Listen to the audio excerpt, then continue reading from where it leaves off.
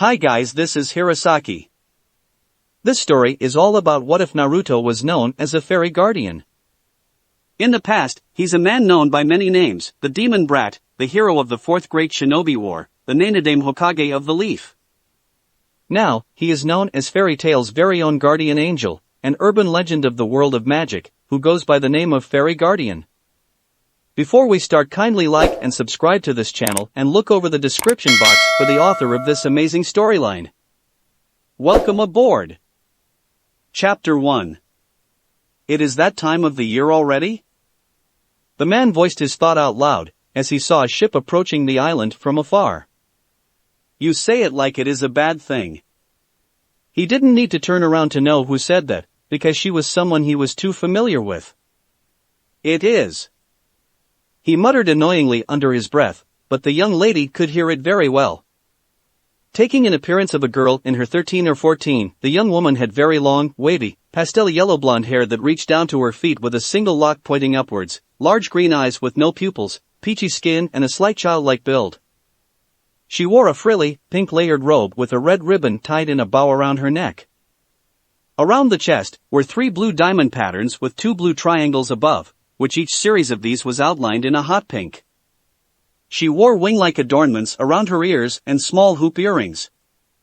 The ethereal body of Mavis Vermilion was only a feet behind him, standing barefoot on the hot sand, and looked at the ship carrying the next generation of her Pride Guild with a warm smile on her face.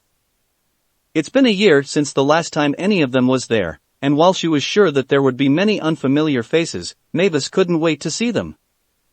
She was, after all, the founder and also first guild master of Fairy Tail. Don't you want to watch? She asked gently, but Mavis had already known the answer. No, was his short reply before the man stood up from his position on the beach of Tenru Island and disappeared into the forest without a sound. Mavis didn't try to follow him, not that she could.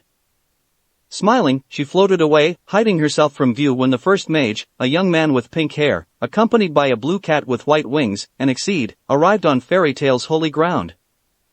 The annual Fairy Tail's S-Class promotion trial had been started, and to Mavis and secretly someone watching in the shadow, but she still knew so well, it's always been an interesting thing to see, especially the trial that took place 5 years ago. Unsurprisingly, the rule was just like the last time. For the first trial, the candidates and their partners were to choose one of 8 different paths, 4 of which were connected to another path, so the teams that meet have to fight against each other to continue. Meanwhile, 3 of them had the current Fairy Tail's S-Class mages in them, so in order to proceed further into the trial, the teams that meet them have to fight and win. In the end, there were only 5 out of 8 contestants that passed the first trial. Moving further into the promotion test was something new. The remaining participants were given 6 hours to locate and find her grave, or they would be disqualified. There are numerous obstacles that make this task difficult, such as fending off giant beasts that dwell in the forest. Finding the grave itself was also a great challenge, because first, the master didn't give any explicit hints or possible clues that could tell where it is, and second, it was a fake grave, to begin with. The purpose of this test was to challenge the intellect of the participants, unlike the first one, which was a challenge of strength and magic. You do know that he is here, right? Came a voice behind her, and Mavis could only nod her head. Her face didn't show any emotion, but he knew better. Talk about being at the right place at the right time. He said in amusement, leaning his head back against a tree trunk before closing his eyes, folding both hands behind his head. You're not going to do anything. It was not a question. No. Once again, he replied. They die? Not his problem. As she sat on a tree branch and watched the trial with keen eyes, Mavis was shocked to see how it had turned out. First, was the first meeting between 2 brothers, one destined to kill the other. It was a short reunion, but enough for the older one to know that his brother was nowhere near ready to fulfill his inner purpose yet. Then, was the arrival of Grimoire Heart Guild, one of the Dark Guild of the Balam Alliance, which was commonly considered the strongest dark guild in the world. Mavis was shocked and horrified to see that the guild master, Hades, was none other than Precht Gaebolg, her old friend and also the second master, and one of the co-founders of Fairy Tail. Feeling his magical signature and, surprisingly, hearing his voice from more than a mile away, even the man who had his eyes rested for the entire time had to release a sigh and spoke up with his eyes still closed. I guess they really meant it when they say you rather die as a hero than live and see the day you become a monster. It was so true, and the man believed those words could even apply to himself, in some degrees.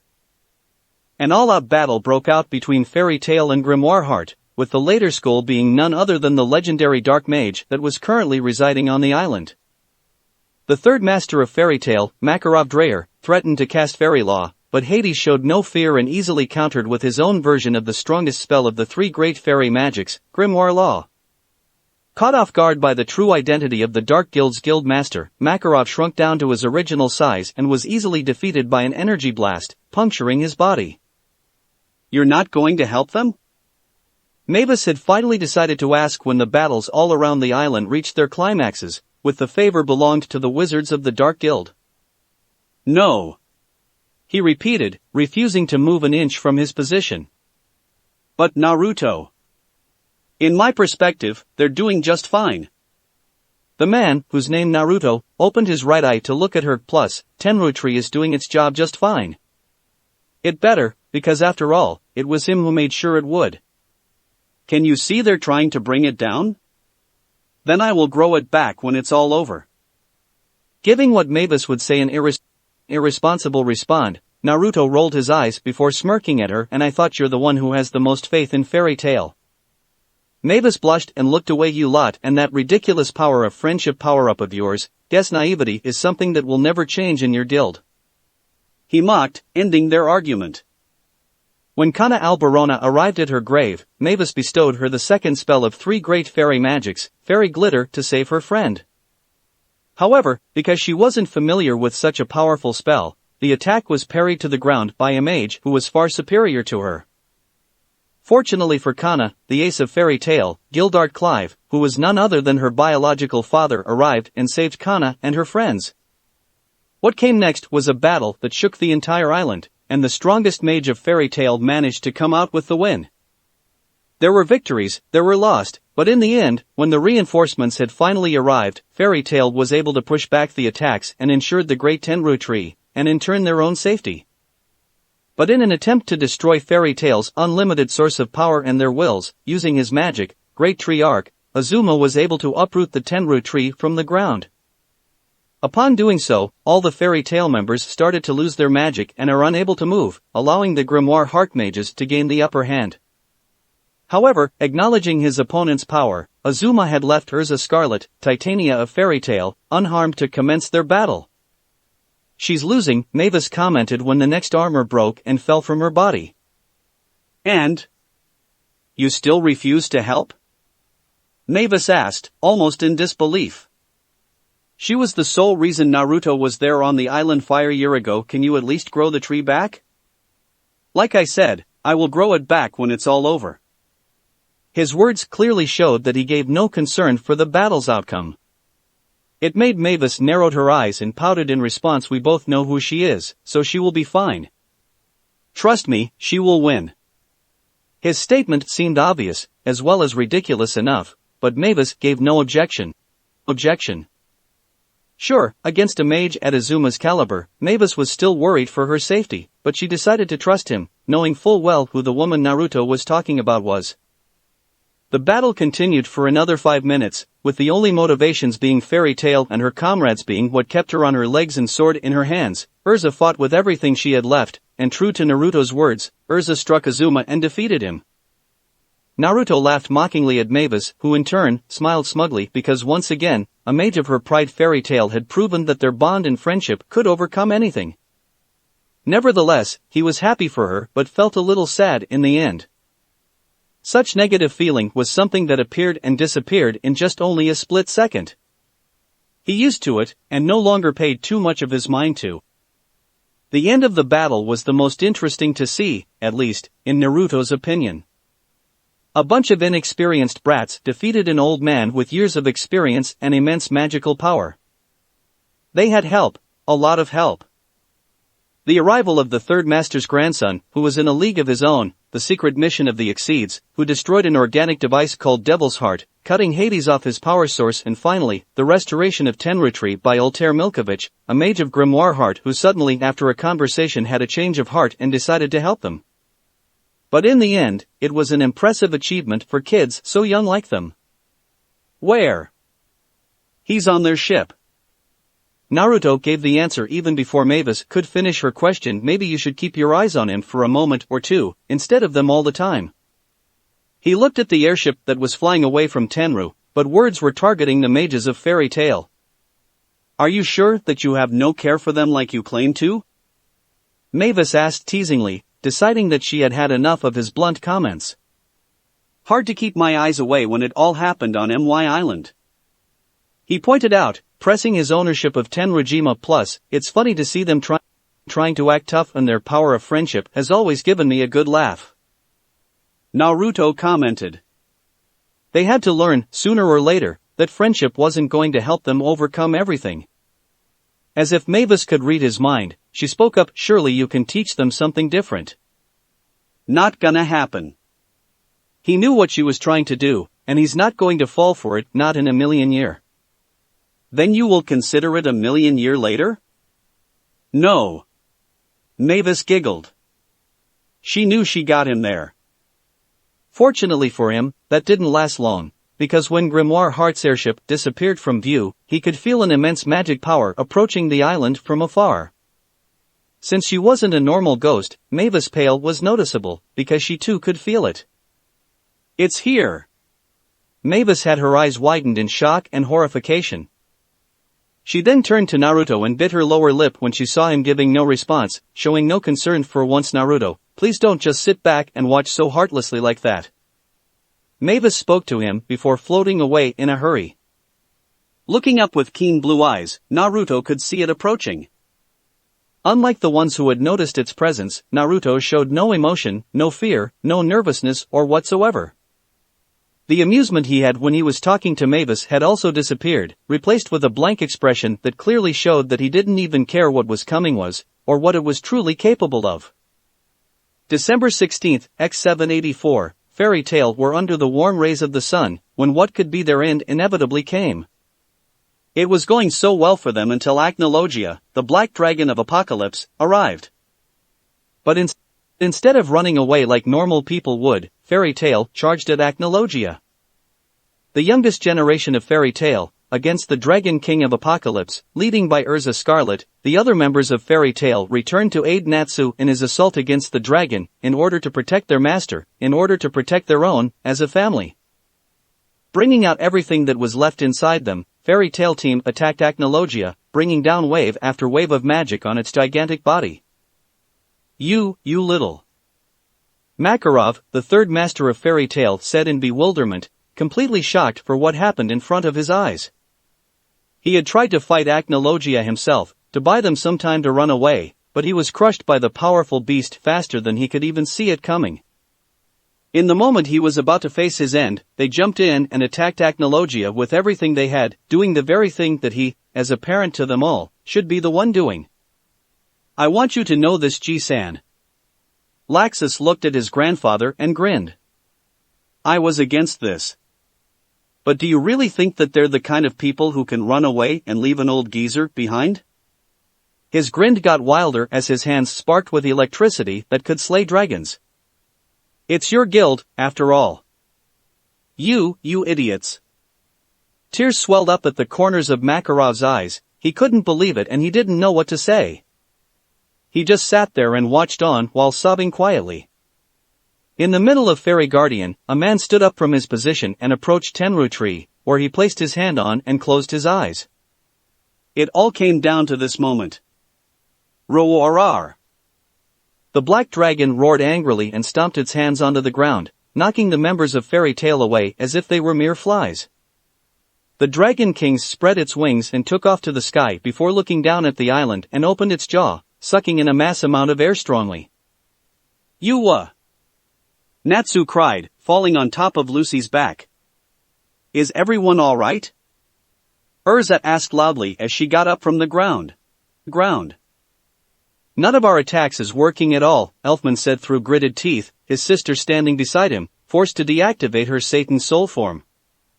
This thing isn't using the strength it used when it fought me. Gildart thought as he gritted his teeth, looking up at Acnologia. It's just playing with him. It's a breath attack. Gajeel shouted when he saw energy began to swirl around Acnologia's mouth. Is it planning on blasting the whole island away? Kana asked in shock. No way. Seriously? Everyone who can use defensive magic, put the power you've got into it, now. Urza ordered, pointing back to her group. Right. Wendy nodded. There's not enough time to draw the seals. Freed muttered. There's plenty of defensive magic that does not require writing symbol or seals, Levy said hurriedly, sweats pouring down her forehead. By now anyone could feel the vast amount of magic Acnologia was emitting, even from here. Everyone, focus all your magical energy on Freed, Lisanna shouted. Let's join hands together. Mira Jane Strauss said and offered her hands to the nearest person, her brother as he took it. We can't let it end here. Natsu cried and grabbed Lucy's hand, his other hand quickly took Urza's hands into his. Okay. We'll never give up. Lucy shouted, as tears flowing from her eyes. Everyone, join your power together as one. Gray also joined in, holding Juvia and Lucy's hands as Fairy Tail stood in a circle. Laxus turned to his grandfather and offered him his hand, smiling softly to the tiny old man whose body was shaking, looking at his children in absolute shock. Then, gently he put his hand in Laxus' much bigger one, a smile made it to his face. We'll all go home together. He said. Fairy Tail stood in a circle as magical energy flared up around them. To Fairy Tail! They cried out all at once, looking up at Acnologia, who then unleashed his breath in a gigantic blast. Mavis looked at them, and couldn't stop herself from smiling, despite the sadness that was visible in her green eyes. The next generation of Fairy Tail fighting against the strongest dragon, anyone who knew about the strength of the Dragon King could see that Fairy Tail was fighting in vain, as their attacks did almost no damages to the Black Dragon. The first master put her hands together and prayed. Their bonds and faiths in each other, they were something truly incredible. Mavis could feel it, and she knew that they would be more enough for the final spell of the three great fairy magics to be activated. Then suddenly, after she had successfully cast the spell, a hand was put on the top of her head. My island better not have a single scratch on it, got it? It happened so fast that when her eyes snapped open he had already disappeared, leaving behind a gentle whirlwind of leaves. The whole sky lifted up as the massive attack of Apocalypse approached them. The whole Tenru Island shook violently at the amount of magic released by the Black Dragon. Stay the fuck away from my island, was the last thing the members of Fairy Tail heard before the blinding light of Acnologia's breath attack blocked their fields of vision.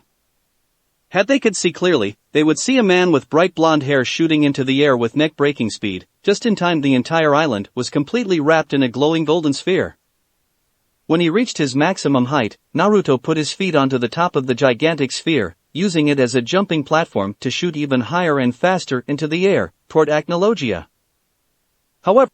However, the force of his jumping leap was so powerful that it created a shockwave that knocked everyone outside Fairy Sphere back upon impact. Though their eyes couldn't follow his movement, the protected island, however, had a different, much astonishing outcome to the people that were watching everything from afar in shock and awe. It was pushed backwards into the ocean, slamming into the bottom of the sea. Wrapping his right hand in golden energy, Naruto extended his arm forward with his palm open to block Acnologia's giant roar attack, disintegrating it into smaller beams that shot away in every direction around him. Cocking his other hand back and balling it into a fist, Naruto kept pushing forward until he was out of Acnologia's blast, aiming at the dragon's torso before delivering a devastating punch into its chest. His knuckle collided with Acnologia's scale, causing the black dragon to roar in pain. Naruto's fist nearly broke through his scale like a bullet through human skin, but fortunately for him, the shockwave created by the impact knocked him back with no hope to regain the control of its balance before Naruto could sink his fist into its flesh. Acnologia flew, but not with its wings. It tried to flap its wing, but Naruto wasn't that generous. He followed, somehow flying just as fast as he could run, and punched the dragon one more time, sending it higher into the air before falling down and crashing into the ground. Rolling onto the ground, leaving a long path of destruction behind, Acnologia was forced to change back to its human form. Taking the appearance of a rather muscular young man with dark skin, bearing the dark markings he does when he was a dragon, and long, dark blue-colored hair that wore a high-collared black coat and baggy pants bearing the same draconian markings, he rolled on the ground for a few times before standing up on his feet while growling angrily. In a split second, just as he was able to stand on his feet, Naruto appeared right in front of him in a flash of yellow. His body crouched low, holding his hand at his hip in a manner similar to a man holding a sword, and was about to slash it. Kanso. A large golden magic circle appeared in the palm of his hand, allowing a sword to manifest in his hand. Having his eyes widened, Acnologia tried to attack Naruto and stop him from doing whatever he was planning to do. However, every move he came up, every decision he made in his mind, was simply a second too late, or particularly wasn't enough against him. Faster than his eyes could follow, Naruto slashed his sword up, leaving behind a faint afterimage and, of course, an extremely clean cut. Acnologia didn't even have the chance to acknowledge what Naruto had cut, because the man suddenly threw his sword into the air and shot his hand out to grab the Dragon Slayer's forehead and slammed him down to the ground, with force strong enough to crack skull in and create a huge crater on the ground. It was at that moment Acnologia realized his left arm had been severed from his body. Blood had started to flow out from his wound from his right shoulder. The pain had finally arrived, and despite that, he managed to say a single word when he had finally had a good look at the man and felt his blood turn cold. Standing at the height of 6'3" and having a lean yet muscular build, with bright spiky blonde hair, bright azure blue eyes that seemingly glowed with pure raw power, he dressed in a high-collared, white jacket with dark blue arm warmers, worn outside of a dark-colored shirt, and long, black pants and matching colored sandals. His most noticeable feature, however, was the faint whisker-like marks on both sides of his cheeks, similar to that of a fox. It was him, Acnologia thought in horror, the same man who completely destroyed him 400 years ago when he was foolish enough to challenge him. But what shocked him the most was his appearance. It didn't change in the slightest. He hadn't aged a single day since their last encounter nearly 400 years ago. Naruto gave no reply. Instead, he reached his other hand out and caught the sword at the moment it was within arm reach. Twisting the sword around in his palm, Naruto then gripped the handle tightly and stabbed it down Acnologia's upper arm, tearing through the dark blue-haired man's flesh and impaling deeply into the ground. Acnologia grunted in pain but tried his best to keep it to himself, refusing to show a weakness to the man whose powers surpassed common senses. "Me," he finally said with a smirk. "Now, if I were you, I would stay exactly where you are. I aimed for the flesh only, so with a proper treatment and a decent amount of time, you can keep that arm.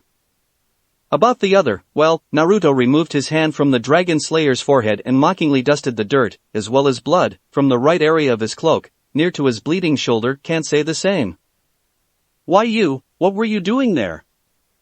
He growled in hatred, but wisely kept his body still.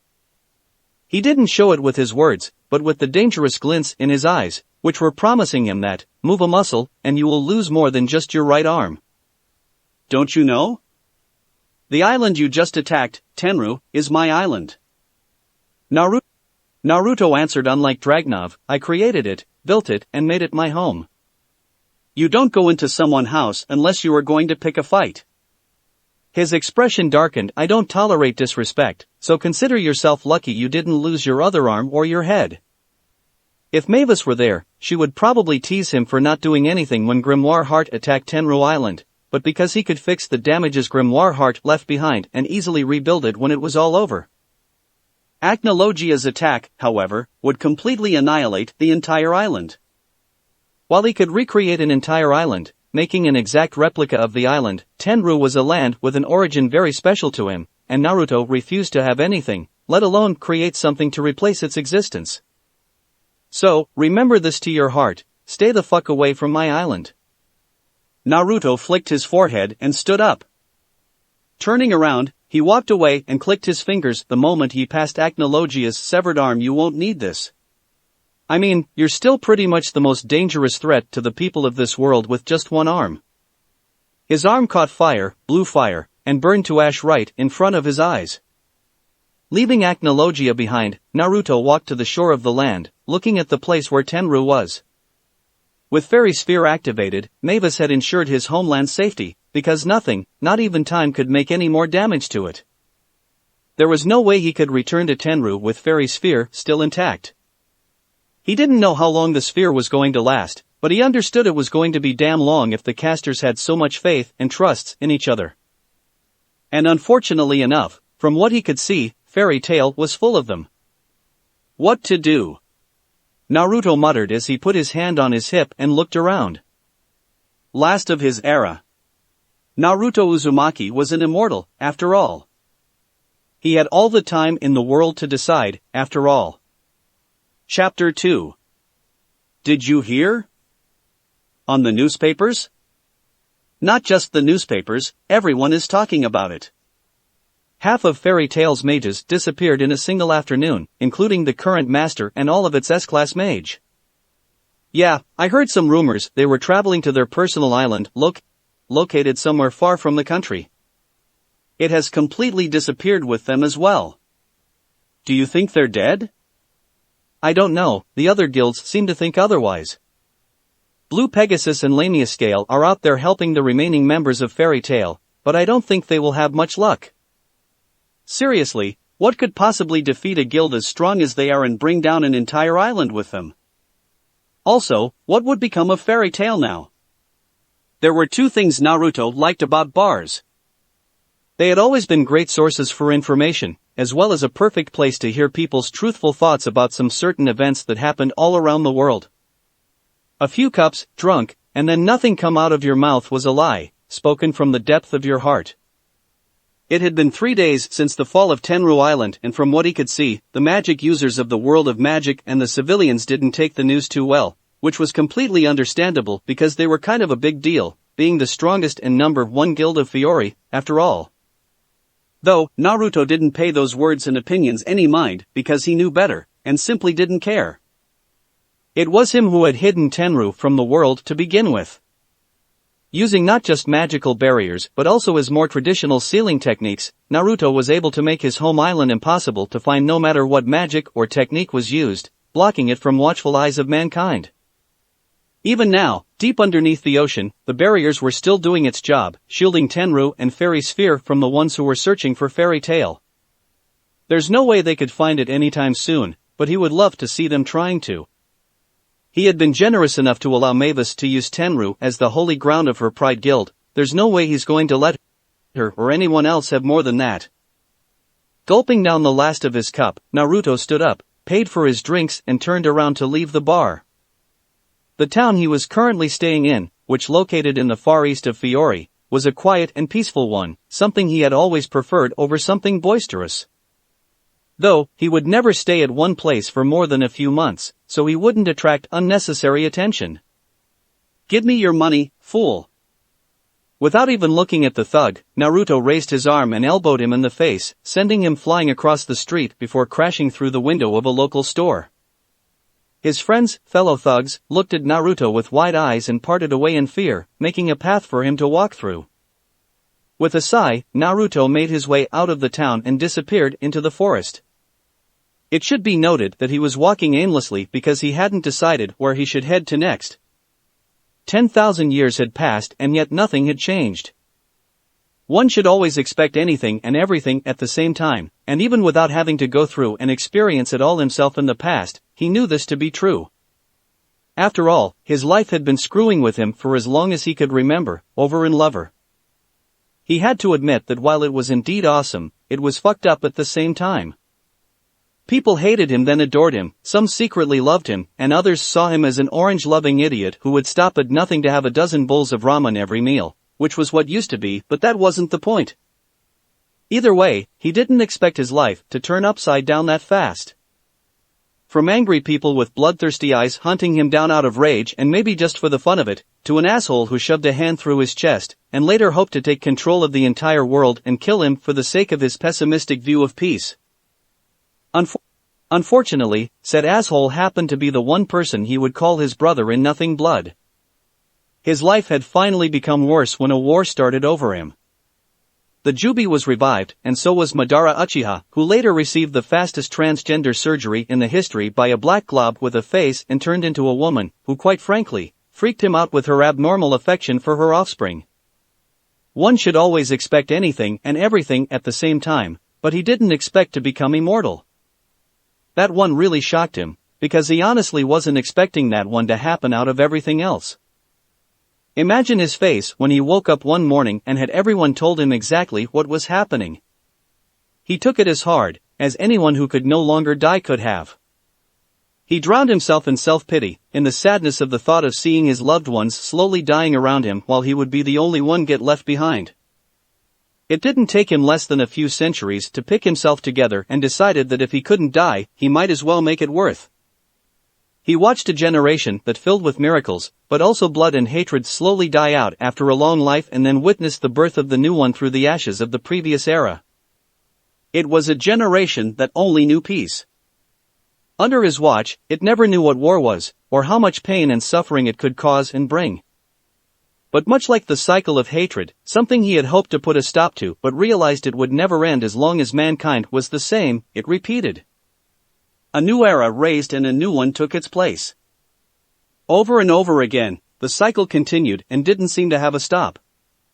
Soon enough, he became tired of being a god to his people, tired of watching the ones he came to love and cared about all leaving him behind like anyone before did and after them would, and tired of trying to do what he did best, a hero, and in return received nothing but pain and suffering. So with a heavy heart, he left his home and started to wander the lands as it changed, shifted, and altered over time. Time went by far faster than he had expected, and before he realized it, he had been forgotten. Even his homeland had been reduced to the size of an island by the ocean, the very same island that was now called Tenru. Elemental nations had changed, and while it was only known by the historians who dug the deepest into the ancient times, it had completely forgotten by others. The world's now called Earthland, and along with its name, the knowledge of chakra and shinobi arts had also disappeared. Once feared by civilians, magic had risen and become an everyday phenomenon. Even Naruto, who spent nearly 1,000 years to master every art of shinobi, couldn't stop himself from testing himself in the arts of magic. When he first learned how to use magic, he was like a child in the candy store, because of the magical elements of them gave him the thrill unlike any other. It was an interesting way for Naruto to spend his endless time, but nonetheless, it reminded him of the old days, the time when he was taught his first ninja's techniques by his teachers. Traveling by foot for another 10 minutes, Naruto suddenly came to a stop and decided to speak up loud and clear after a moment of silence. You know I can feel your presence from a mile away, so you don't have to call out to let me know you're here. After that, he turned around and looked at the young man who walked out from behind a tree. Having arrived in a dark magic portal just a few feet behind Naruto, the young man was about to call to get his attention, but obvious enough, it wasn't necessary. Naruto. Ziruf. Naruto nodded his head, saying that in acknowledgement, can't say I'm not surprised to see you here. The man who was standing before him was none other than Ziruf, the strongest dark mage in the history of magic. Despite being a wizard who was famous for his extremely powerful and dangerous magic for more than 4 centuries, Ziruf had the appearance of a young man, with black hair and dark eyes. Because much like Naruto, Ziruf was an immortal, but his immortality came from the contradictory curse of Angsaram, which forced him to live forever, and kill anything he desires. It had proven the fact that immortality was nothing but a curse. When Naruto first met Ziruf, he was quite shocked to know that Ziruf was an immortal like him, and having gone through everything, he had to admit he felt bad for the guy because, in some way, the contradictory curse made Ziruf's life worse than his. However, at least Ziruf was killable, so he could still find some peace in the end. Ziruf had already planned his death out and created a book from it, literally. It's been a while, Naruto. The dark mage said, lowering his head just a little with a small smile on his lips. It's hard to find you these days, but I see that you're still doing very well. Not as well as you are, but thank you. Naruto rolled his eyes, his voice full of sarcasm. How's it going for you? You got kidnapped the last time I saw you, if I recall correctly. It's nothing important. Ziraf shook his head, the smile nearly disappeared from his face as he approached Naruto. What important is what came and happened afterwards. You mean Acnologia? It wasn't a question. Now that Ziraf had mentioned the guy, Naruto couldn't help but wonder what the so-called Black Dragon of Apocalypse was doing, as well as feeling, at the moment. Acnologia had his pride hurt, his oversized ego crushed, for the second time, and right arm lost. They're three of the worst things that could happen to a prideful man in a single day. After all he had it coming for trying to destroy my home. Naruto said with a bored expression before adding with a smirk, but I didn't kill him, so you and that little country of yours pretty much still have something to worry about, but the bright side is that the empire still has the original purpose of its existence. It'd be better if you just finished that thing for good. Ziraf frowned, but then shook his head with a smile, but I have to admit that it was quite a display of strength back there. It's been a while since I last saw you using that much power in a battle, and it still amazed me like the first time. I'm just a guy trying to protect his home, nothing special. Naruto humbly mocked, extending his arms out and bowing his head in a dramatic manner. Battle? He wouldn't call it one. A battle was something where both opponents had chances of winning, regardless of how small they were. He could crush Acnologia without breaking a sweat, not that he could in a something like that, so why should he acknowledge it as a battle, when the favor was clearly his and his alone? Still, thank you. Naruto raised an eyebrow at Ziraf's words of gratitude for protecting Natsu. I didn't save him, Ziraf, it was Mavis. The immortal shinobi pointed out Fairy Sphere manifested even before Acnologia's attack could travel halfway to Tenru, so it's Mavis who you should give your gratitude to. Ziraf said nothing in response, his face didn't show any emotion, but Naruto could feel a slight shift in his feelings when he mentioned Mavis anyway. I saw your little reunion with the brat. Didn't turn out like you had hoped it would, did it? It didn't. Ziraf admitted while shaking his head sadly. Natsu is still not yet ready. I could hardly feel anything when he punched me. When he returns, do you think you can? I have said it before and I'll say it once again, Ziraf, so you won't get to hope up this time as well. Naruto turned his head around to look at the dark mage, stating emotionlessly, I won't train your brother, find someone else to do that. Plus, it's extremely troublesome to train brats like him. It's for you and him to decide who is going to die first. The black-haired immortal sighed and looked down. Do you think that Natsu can kill me in the near future? Doubt it. Naruto rolled his eyes, but then added nonetheless, but maybe. Nothing could happen, after all. One should always expect anything and everything at the same time. I hope so. The legendary dark mage nodded, smiling gently at the thought. It took a few seconds, but he finally decided to ask, what are you going to do now, Naruto, now that Tenru is gone for the time being? I don't know, I think I will stick around here for a while. I don't know how long Fairy Sphere is going to last, but I don't think it's going to disappear in a year or two.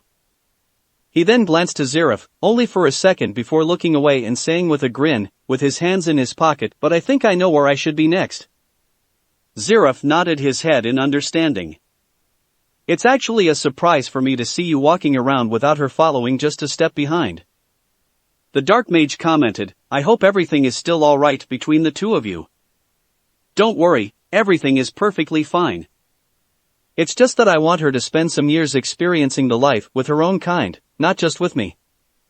Naruto said she listens, carries out every word and order I say without a second thought, but from me, she won't be able to learn anything. Staying with me, Scylla would be the same demonic servant you programmed her to be, and I don't want that. I see. I really should have asked your opinions before creating her, shouldn't I? Don't worry, in a way, I like her personality. It's just that she should loosen up a little bit, and start having more respect for herself like I have always had for her. Then I shouldn't waste any more of your time. Ziraf smiled. It's time for me to take my leave. Come to her, Naruto. You don't have to tell me. The immortal shinobi grinned. Do you know where she is right now? Shouldn't be too hard to find her. He shrugged in response. She joined Tartarus, didn't she? I could track them down, but it's actually not necessary. One more thing, what about? But Zeref had never gotten the chance to finish that question because Naruto had given the answer without thinking. She seems fine on her own. Blankly, he said before walking away with his hands in his pockets, leaving Zeref behind wondering if he should tell the woman in question about his encounter with Naruto, and what he said about her. A few months period, Oration Cease had been taken down by the Alliance Fairy Tail, Blue Pegasus, and Lamia Scale. After their ultimate defeat, the guild had been dissolved and all members were being imprisoned by the Magic Council. In X784, Grimoire Heart was the strongest guild in existence, with the illusion goal of reawakening Zeref, someone who had never needed to be awakening to begin with the hope of creating the ultimate magic world, which led them to Tenru where they found Fairy Tail's S-Class Mage promotion trial to be taking place. An all-out war broke out between the two guilds, which Fairy Tail ultimately won, though not unscratched. The majority of its force was taken down by the Wizards of Fairy Tail. While two of its core members decided to abandon the guild, the rest were killed by the Dark Mage they worshipped, Zeref, putting an end to the Dark Guild that reigned terror all over Fiori. However, the falls of two of Oration Cease and Grimoire Heart didn't put an end to the alliance between three most powerful dark guilds, between three of the most powerful dark guilds in Fiori. Tartarus was the name of the last guild of the Balam Alliance. Because it had always hidden behind the dark guilds under their control, preferring to run the underworld from the dark, its very existence had always been a big mystery to the people of Fiori, so no one would have imagined the guild being comprised mostly of Aetherius, an extremely powerful race of demons born from the books of Zeref. Being one of these Aetherius demons, Silo was a member of Tartarus and its core team, Kyukimon, 9 Demon Gates.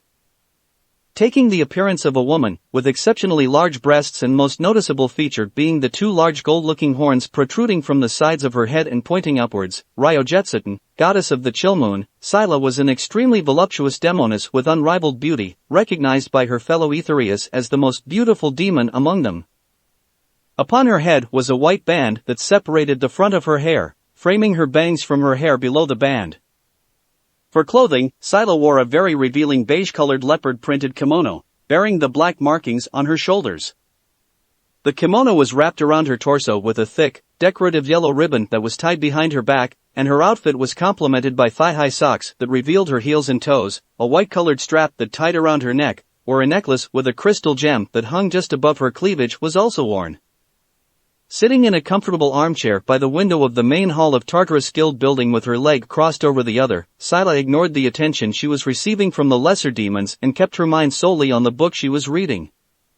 Despite being the youngest Aetherius, Zeref's last creation, Sila's was by no means a weak demon.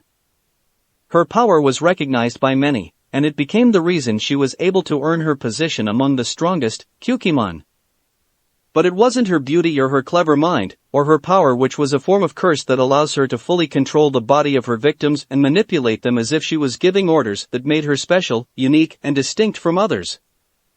While all other Aetherius possessed an inborn drive to kill the creator, established at the genetic level, which was the reason they were created and expressed consciously as a feeling to return to his side, Sila was created with the sole purpose of serving her master with the best of her ability, and an instinct to put his needs and wishes at the top of her priority. Unconsciously, Sila removed her hand from the page of her book and reached for the beautiful necklace she wore around her neck. It was a gift from her master, something she treasured just as much as she treasured his affectionate attention for her. Sila was worried, as she had always been for the last 19 years since the last time she saw him. She knew better than doubting his ability to take care of himself, but there was not a single day she could stop thinking about him, wondering what he was doing and asking herself if he was happy without her at his side. Serving him, Naruto Uzumaki, was something she took great pride in, so imagine her feelings when he suddenly decided to send her away to live with her fellow demons for a few years after over 300 years of service. She was shocked and horrified when she heard it. She had thought she had done something wrong, or something that had seriously offended him, and on her knees, she had tried to beg for forgiveness. It came as a relief to Sila when he told her she didn't do anything wrong and spent the next few minutes comforting her with gentle words. He wanted her to experience a life with her kind, and while Scylla had insisted that there was no need for such, he refused to change his decision. It was the only time she didn't want to listen to his words, which came out more of a request than an order. However, she was still extremely worried, no longer for her but for him. The morning after, she left him and went on a journey to find the other Aetherius demons, who had been gathered by a demon called Mardgeir of Tartarus under the will of End, the strongest Aetherius demon. Much to her surprise, before she left her master had given her his necklace as a promise to be the one who would come looking for her in the near future. His necklace, and his promise, they had finally set her heart at peace, allowing her to go on her own way without worrying about him having no more use for her. It didn't take her long to find Tartarus, as their activities were very strong at the time. From that point, she had become the guild's active member, and proved herself more than one time that she's a valuable asset to their goals. But what was bothering him? She had to wonder because at the time, he seemed distracted. He usually spaced out for no reason, and sometimes asked her stay behind to go somewhere else alone. It worried her, and she had tried to ask him about it, but he changed the topic and started admiring the weathers faster than he could move. Thinking it as a personal matter, Scylla willingly stopped bothering him with her curiosity, but she wasn't able to stop worrying every time he returned and just went straight to sleep. Maybe it was the real reason he had decided to send her away, not just because he wanted her to spend a few years with her fellow Aetherius. She wasn't stupid, and had spent enough time with her master to know if he was up to something. In a way, it could be said that she understood him better than he understood himself. Gently playing with the crystal with the tip of her fingers, Scylla exhaled longingly and leant back against her armchair, turning her head to the side to look out the window. Maybe he would come to her today, maybe he would tomorrow, or the day after tomorrow. Either way, she would still happily return to side once again and accompany him for the rest of eternity, as his loyal and faithful servant.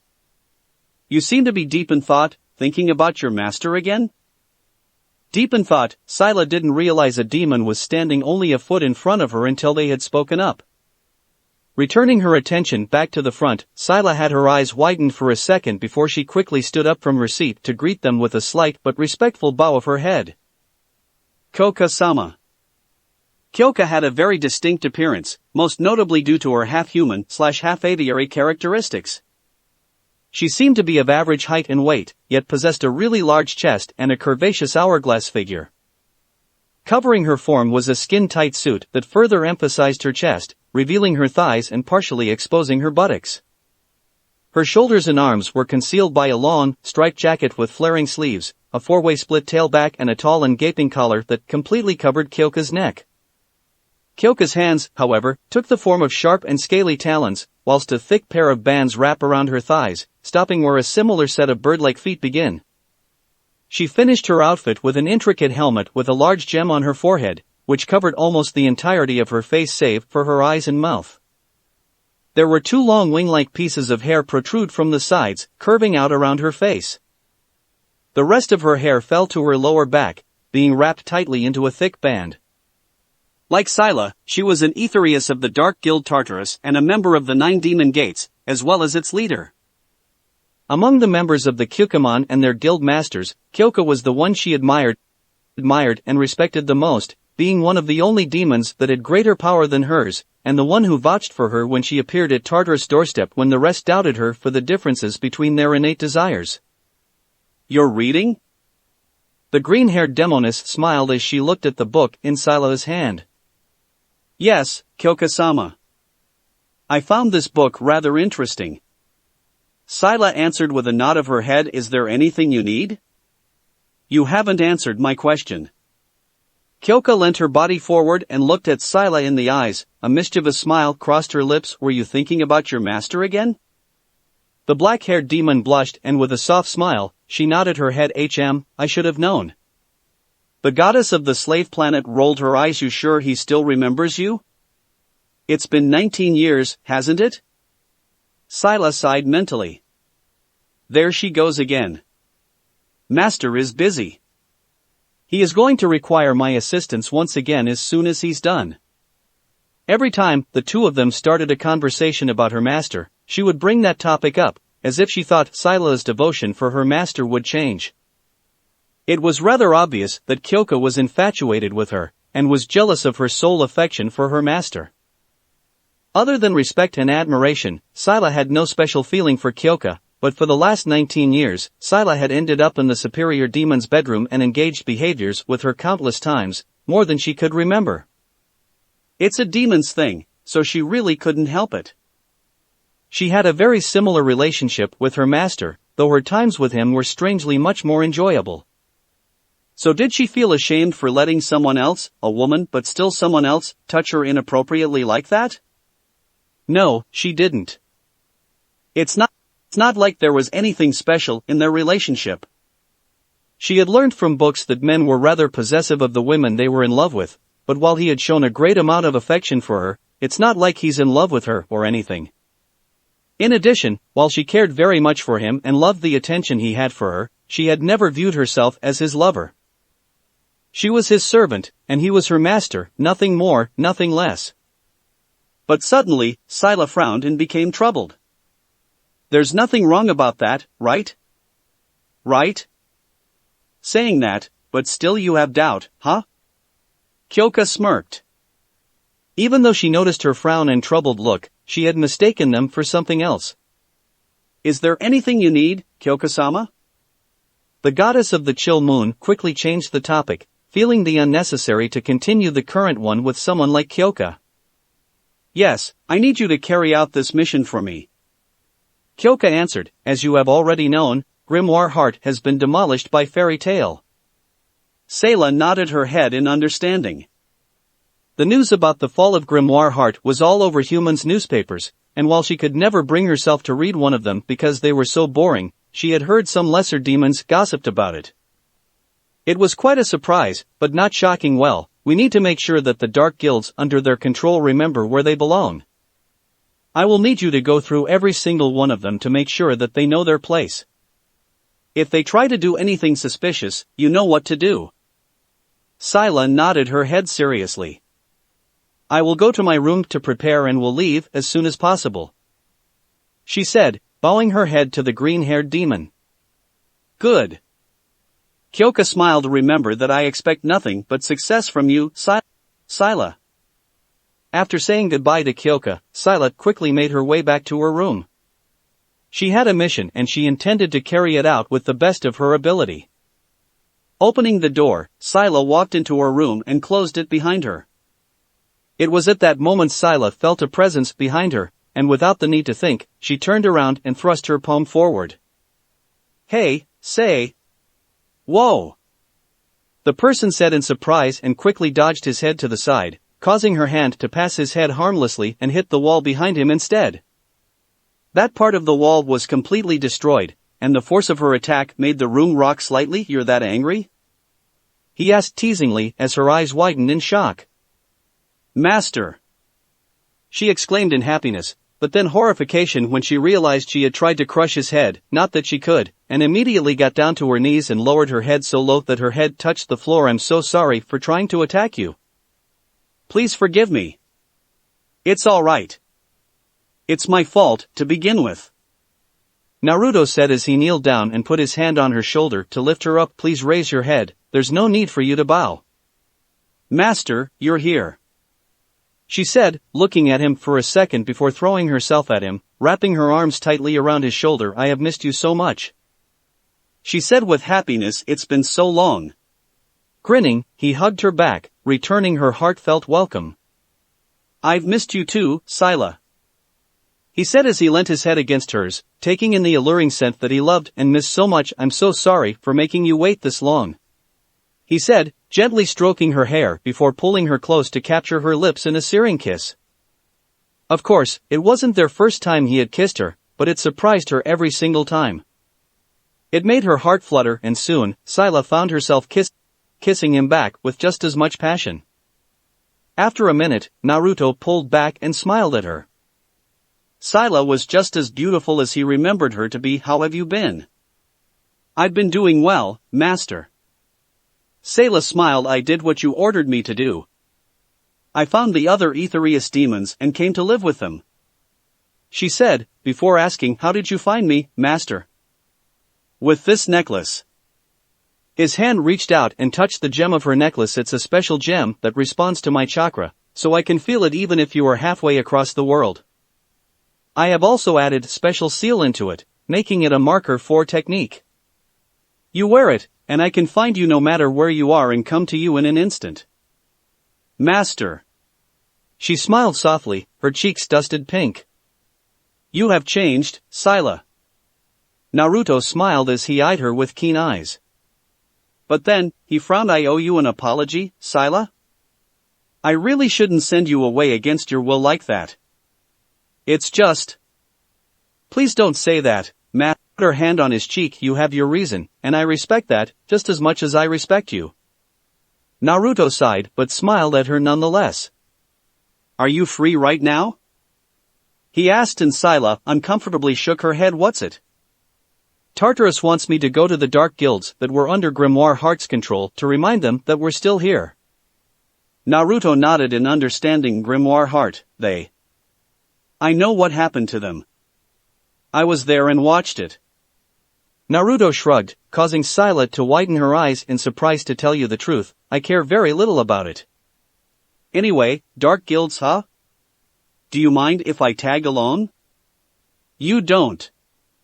I don't have to because I want to. Naruto grinned. We have a lot to catch up to, and I'm dying to hear your stories with Tartarus, so why wasting any more time? Well, if you insist. It's just like what he said. They had a lot to catch up to. Chapter 3. Standing with his back lean against the tree, Naruto crossed his arms on his chest and watched the burning building before him slowly crumbling down to the ground. The door was then blasted apart, and Scylla came walking out of the guild building of Dark Guild Dark Unicorn with a calm and hard expression on her face, but it didn't last long and immediately softened when she saw him standing outside, waiting for her. Did I make you wait, master? Scylla asked as she stood in front of him, sounding apologetic. Nah, don't worry, it's fine. Naruto shook his head and then noticed a small bloodstain on Scylla's left cheek, probably from one of the dark mages she killed at close range. Hold on. With a small smile on his face, Naruto reached his hand out and gently cupped her cheek, keeping her head still so he could wipe the bloodstain away from her face with the sleeve of his jacket. I guess the negotiation didn't turn out too well, did it? As Scylla blushed at his affectionate attention, her immortal master turned his eyes to look at the burning building and saw it collapsed completely. Those humans didn't quite agree with the ways we're running the underworld. Plus, they looked down on me and tried to touch me. It's a complete waste of time, so I ended their stories. Scylla looked at him and answered truthfully, causing the blonde to chuckle humorously. Dark Unicorn is a weak guild anyway, so even if they accept my offer, I don't think they will have much use for Tartarus. She said distastefully, but then realized Naruto was no longer wiping her cheek, but still holding her face in his hand. Master? She asked in confusion, looking directly at him in the eyes. She saw love in them, the same love he had always had for her ever since she came to his side. You're very beautiful, you know that? His question surprised her. It was just a few simple words meant to praise her facial appearance, which had always been described by him and everyone as breathtaking, but of all the words he could tell her, they were the least of her expectations. It wasn't the first time he had said those words to her, and she wasn't expecting it to be the last. But for the first time ever, she felt the weight and the depth of his words, the real reason why he had always said them with so much love and affection. The Aetherius, for the past 19 years, they had given praises to her beauty for more than she could remember. Among them, she had the least facial appearance of a demon, which being the horns on her head. It made her look more like the human, the race she had come to hate with a passion, but the demons didn't seem to care, and so did she. Kyoka, of course, had complimented Scylla multi times. She was the only one besides her master had seen more of the goddess of chill moon than just her face, and the generous amount of sex appeals that her clothes could barely keep from attention.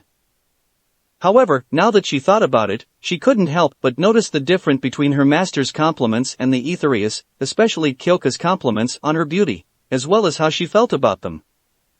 Though she had never shown it, Scylla allowed herself to be easily by their compliments, for she had a lot of pride in her appearance.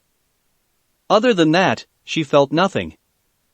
She was beautiful, possibly the most beautiful female Aetherius, so it's natural for them to find her beautiful and sexy.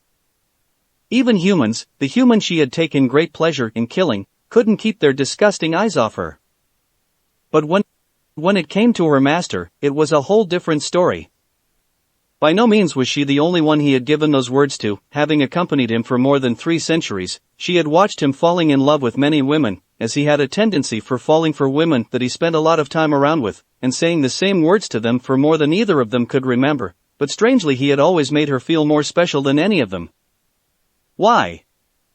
She didn't understand. Her heart warmed up every time he did that. It brought a smile to her face without reason, making her feel butterflies in her stomach. Butterflies in her stomach? Sayla almost sniggered at herself for using a strange human's definition. She had read about it in one of their boring books, and she had never truly understood the definition until now. Was it because she was in love with him, her master? The romantic novels she had read over the years had given her the answer, but she didn't trust any of them. She didn't like any of them to begin with, but she had always forced herself to read them for 2 reasons, with the first being the limitation of the demon's library, as most of the books of demons had been made into Aetherius, and the second being her master, so she could understand him more, as he was once human. She had so many feelings for her master, respect, admiration, obeisance, but she didn't even know if love was one of them or could have the honor to call herself his lover. She didn't know if it was possible for an Aetherius like her to develop something outside of how they were programmed, but whenever she was around him, she felt giddy and extremely happy. Sayla had always kept her demeanor in a calm mask, but whenever she was talking to him, she felt that mask slipping, and she started acting not that much different from a female human who was crazily in love with someone. Love had always been a strange definition for Sayla. 300 years, she accompanied him around the world, yet she had never thought about it. They were close, but was love a feeling that they could share mutually? Master cared for her, deeply, but was it his love for her? Or was it something else? Was it how he had always treated his servants? He was a god to an entire era, so she wouldn't feel surprised if she wasn't his first servant or the first of his long list of servants that had the honor to keep his bed warm with her body. Particularly immortal, it's the only thing that made her more special and different from them. She must admit that she really didn't care if he was in love with her or not, but if she was truly in love with him, then so be it, but it still wouldn't make any difference to her position as his servant, right? Right? For the second time of the day, she doubted herself. She almost sniggered at that. The cold and calculating Ryo Jetsuten was being confused by her own feelings. It was something one couldn't see every day. Back to the real world, deep in her thought, Sayla didn't realize the two of them had been staring at each other for a while, but the next second when she blinked, she felt his lips on her, kissing her softly. Sayla was rather surprised, but she kissed him back nonetheless. Wrapping her arms around his neck and parting her lips, she closed her eyes and let him deepen the kiss to his liking, moaning softly when his tongue explored her mouth yet again. Her hands tangled in his hair, and she felt his hands slip down to her hips to bring her closer. They stayed like that for a while. Even after Naruto had stopped, Sayla continued, so Naruto had no other choice but tag along with her for more. He didn't mind all that much, because he had always enjoyed the feeling of her lips on his, especially when she put so much effort into the kiss. Then suddenly, while still kissing him, Sayla removed her hands from the back of his head and moved them down to his pants. Before he could do anything, Sayla had already unbuckled his pants. She was about to remove the rest after pulling down his zipper, but Naruto chose to stop her from doing whatever she was planning to do by grabbing her shoulders to push her back, but not too hard so she wouldn't misunderstand his intention. Whoa, keep it down right there, girl," Naruto said as he looked at Sayla, who had her eyes widened when she finally realized what she had tried to do. "Master, I'm so..." Of course, she would try to apologize in panic. He had expected just as much from his beautiful demoness, who had always tried to apologize to him every time she thought she had done him something wrong. No, it's alright, I don't mind. It's not like I don't want to do it with you or anything, but now is not the time for it." He then raised his hand and pointed toward the completely destroyed building before them. Plus, we're also in not the right place. You just killed a bunch of people, whose corpses were only a few feet away from us. Killing a lot of your enemies and then having sex right there on or beside their corpses would only make us look like a couple of psychos, you know. He was immortal, and he had been many things, but a psycho was definitely not one of them. Though, Naruto must admit that he had lost his sanity once or twice in the past because of the harsh life of an immortal.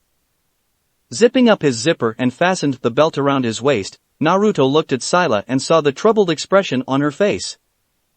Smiling, Naruto leant forward and kissed her again, much to her surprise. Don't just stand there. Taking a step back, Naruto grabbed her hand and walked away, pulling her with him. Let's just get your mission for Tartarus over with so we can go somewhere more private. I promise you won't be wearing any of your clothes by the time we get there. He winked playfully, causing Sayla to blush. If that is what you wish, master. Sayla nodded her head, finally returning the smile to her face. So Sayla, tell me about Tartarus. Naruto asked as they traveled through the forest. Did they treat you right? Were you able to make any friend there? Yes, master, they treated me very nice. Sayla answered truthfully. Though, I wouldn't call any of them my friend. While we're friendly to each other, the concept of friend doesn't apply to us. Naruto nodded his head in understanding. Fair enough, he guessed the lesser demons respect me for my strength, and I also have some respect for those who are stronger than me. The Kyukemon are the only ones I normally communicate with, so I don't know much about the others. Not that she cared about any of them. Tell me more about them then. Well, Jackal-sama is a boisterous demon with a lot of pride in his curse, so I don't really enjoy his company, much like Franmath-sama, who can get very excited and impatient, and Ezel, because he has very little respect to me as well as no dignity. Tempester-sama and Keys-sama are both quiet type, while Torafuser-sama is the most serious of the 9, so I really enjoy working with him. Silver is a new member of our team, but I enjoy his company the most. We usually sit down and have nice conversations with each other. He is also a great listener, so I usually tell him stories of my traveling with you. Well, the guy seems nice, might as well try to find an opportunity to meet him one day. Naruto nodded before asking, well, that's 7 of them, what about the last one? Kyoka-sama is the leader of the 9 demon gates, and she is the one who has been the nicest to me, and the one I have the most respect to. Sayla smiled. She vouched for me when I arrived at Tartarus' doorstep. Since we had different objectives, the other Aetherius didn't have much trust for me back then. I am very grateful for what she has done for me, so I have tried to repay her as much as I can. Repay? Repay, how? Naruto asked in interest. I fulfill every task she asks me to do, and... She stopped, unable to bring herself to say it. And... It's nothing important, master. She answered, unable to bring herself to look at him when he looked at her. She had never thought too serious about it before because she believed that he wouldn't care, as it was nothing serious. Now, she thought otherwise. She was afraid how he was going to react to her answer. What's wrong with her today? Answer me, Sayla.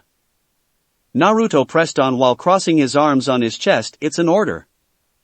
Sayla gulped nervously. I have sex with her whenever she's xmedo. She said it very fast, but was nowhere near fast enough. Naruto blinked once, then he blinked twice. He heard it very clearly, but decided to ask nonetheless. Excuse me? What's that again?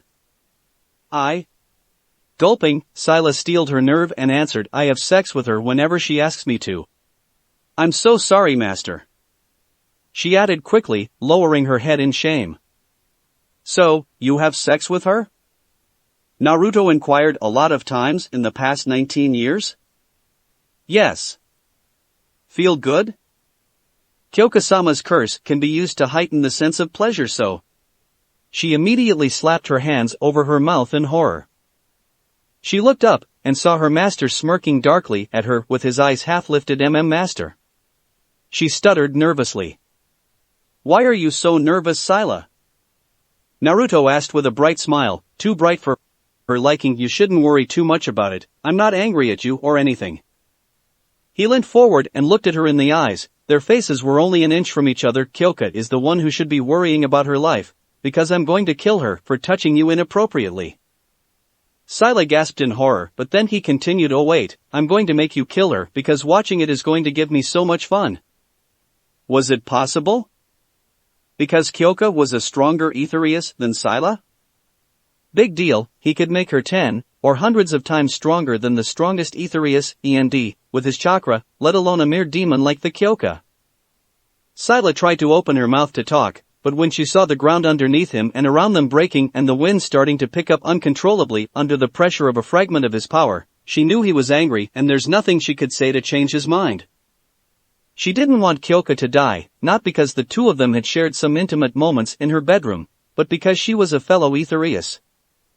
Human, they slaughtered each other for their own gains, but nearly every single Aetherius demon shared the same objective, the same dream, something that they wanted to archive together, and for that, they had a mutual respect for each other.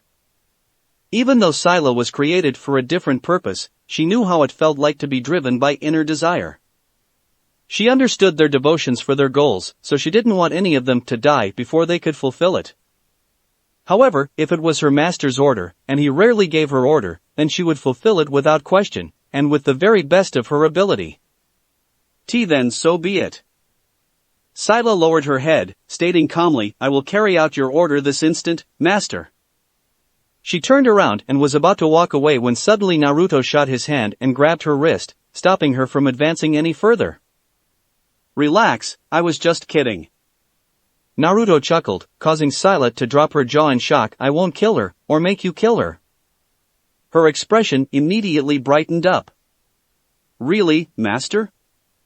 Other than the fact that you were doing it behind my back, which I don't like one bit, her smile dropped. I don't mind it that much. Maybe it's because Kyoka is also a woman, and I'm kind of into that girl-on-girl thing, you see, but maybe because it's something I truly, really deserve, for taking my eyes off you for more than a second. Master, you. But he raised his hand and stopped her from saying anything more. I really shouldn't send you away, but then again, it's not like I have any other choice. Naruto muttered the last part to himself, so Scylla wasn't able to hear it. So, having sex with her really felt that good, huh? He asked, giving her a teasing smile that caused her to blush. Think you can introduce me to her? A threesome, maybe? Master. Ah, I know you love that idea. Naruto grinned, putting both his hands on her cheeks. He could feel her blush very clearly. Who could have thought that his usual calm and cold servant could blush like a teenager girl like that? Please stop teasing me, master. Ah, so she could make a request as well. It seemed his decision had turned out better than he thought it would. Still, she needed a reminder, and he knew exactly the way to remind her. Scylla. He suddenly moved her head and turned her eyes to the front, making sure that she was looking straight at him in the eyes. Do you know what I want to do next? Unfortunately, no, master. Scylla shook her head. Smirking, Naruto leant forward and whispered into her ears. The Aetherius immediately blushed beet red. Master, it is. The demon stuttered nervously. Her face felt so hot that she just knew it had turned a brilliant shade of crimson and glowed almost visibly, even in the middle of daylight. She could also feel her strong and fast heartbeat, accelerated by the dirty thoughts that went through her mind. However, she was no less excited. So, you really like it, huh? Naruto asked, his smirk became sly and widened. So, what do you say? Screw your mission and allow your master remind you of his awesomeness that none enhancement magic can hope to compare? If that is what you... But Scylla had never had the chance to finish her respond. It all happened so fast she actually felt a little dizzy. She was grabbed by her master, while at the same time their surroundings changed faster than a blink. Next, her clothes were torn to shreds by his hands and squealed when she was tossed onto a decent-sized bed. She turned around, and he was already on top of her. Their lips crashed together before her hands were forced above her head. With only one hand, he kept her wrists together and let his free hand travel over her bare front, feeling her smooth skin and the incredible softness of her firm and heavy chest. When her master whispered into her ear, he had promised her two things: intense pleasure and incredible soreness by the time they were done and thorough. She knew better than anyone that Naruto Uzumaki would always keep his promise, no matter what.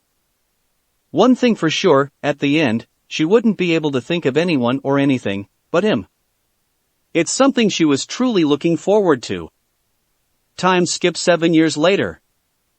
7 years had passed since the day Tenryujima, Tenru Island, wrapped protectively inside one of the three great fairy sphere, disappeared completely from the surface of Earthland, bringing the top strongest mages of Fairy Tail down to the deepest part of the sea with it. Fairy Tail, from the strongest guild of Fiori, had become the lowest, weakest mage guild in Fiori. Without its former income, the guild fell into near bankruptcy and could no longer afford to keep their building, which was forced into foreclosure soon after.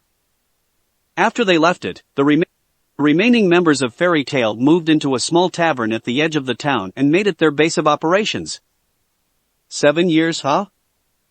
Wakaba, a member of Fairy Tail, wondered his thought out loud as he blew out smoke from his cigar. It's really hard for me to believe that it's been that long.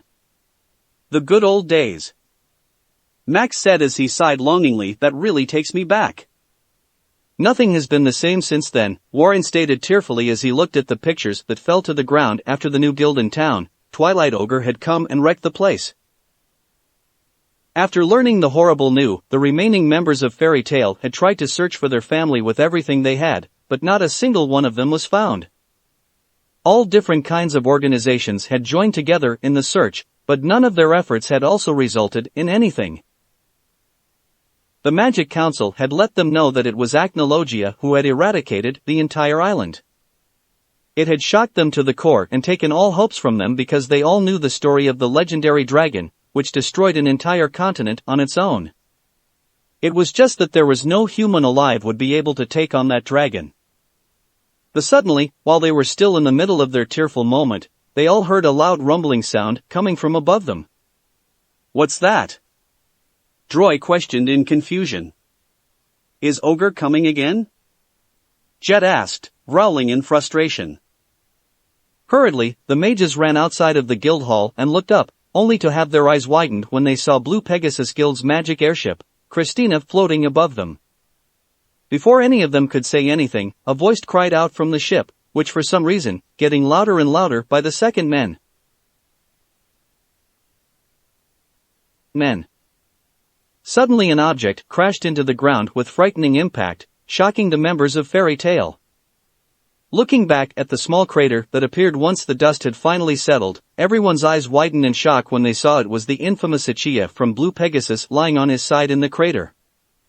Just for you, Fairy Tail, he said, pointing towards them. Appearing to be unaffected by the fall, I'm Uchiha. We understand how you feel, Uchiha-sama, but won't you settle down a bit? Another voice came from above. We could have floated down with my wind magic, you know, Uchiha-san. An irritated voice said. It's been a while, everyone. A third voice could be heard next, this one softer than the previous three. The three men landed on the ground gracefully, revealing themselves to be Blue Pegasus' famous trimen, Hibiki, Ren, and Eve. Why is Blue Pegasus here? Jet asked in total confusion. But ignoring his question, the trimen gathered around Laki, currently the only female fairy mage at the guild, and started flirting with her. You are as beautiful as ever, Laki-san, Hibiki said as he stroked the lavender-headed girl's hair. Those glasses, it really suits you, Rin said with a small blush, adding another compliment. Oh, thank you, she said nervously, unable to find any better response. Could you guys quit flirting and tell us why you're here? Max cried loudly. Stop that right now, men. Uchiha stepped in after rising to his feet. Please excuse us, the trimen said in unison as they bowed their heads at Laki. Please forgive us. Why are you even here? Warren asked. We've done it, Uchiha said, dusting himself off and walking out of the crater. Something matching Christina's movement characteristics that we've recorded in the information archives has been detected in Fiori Ether Nano reading. Hibiki began with a small smile. Which means that, Ichiya said emphatically as he pointed his hands forward, Tenru Island still exists. All of Fairy Tail's members could only stand there in shock at the news, while several miles away, a certain immortal blonde woke up from his sleep when he felt a something he had been too familiar with. It's time, huh? Naruto said as he removed himself from the woman sleeping next to him and stood up from his bed.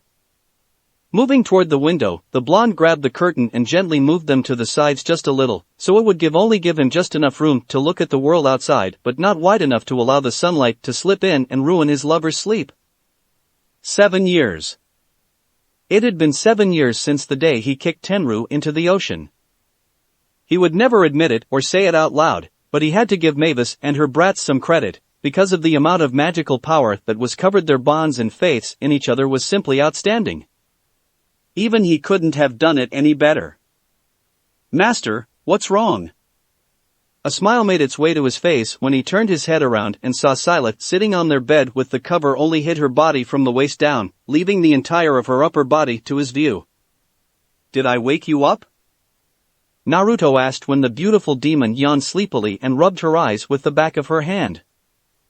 He had always enjoyed a good sleep, but unlike her inhuman, he didn't need to sleep all that much, so even after having sex with her all night till 7 in the morning, he felt completely fine. No, master. Scylla shook her head and stood up from the bed as well, letting the cover fall off her body. She made her way toward him before wrapping her hands around his torso and pressed her body against his. Because he was much taller than her, her head could only rest against his chest. Is something bothering you, master? It's not anything like that.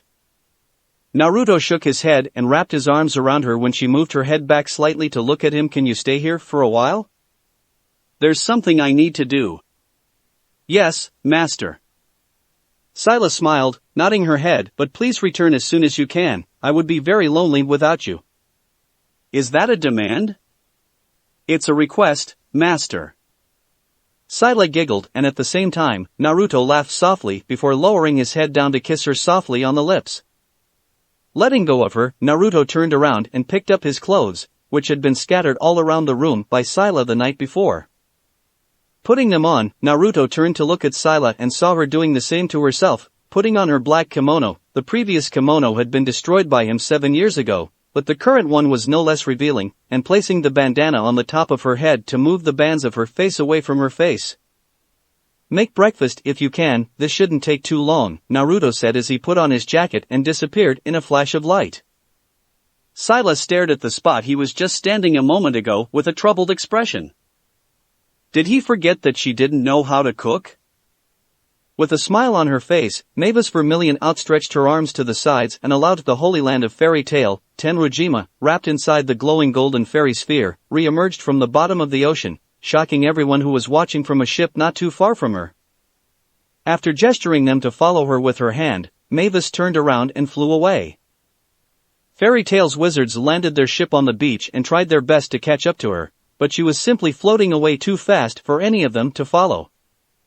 Soon enough, she disappeared from view, but when the group tried to search for the girl, they were able to find something, or rather someone with a familiar mop of pink hair buried under the dirt. Natsu, Max said while the rest gasped in shock. As quickly as he could, he ran as fast as he could and got to the Fire Dragon Slayer's side.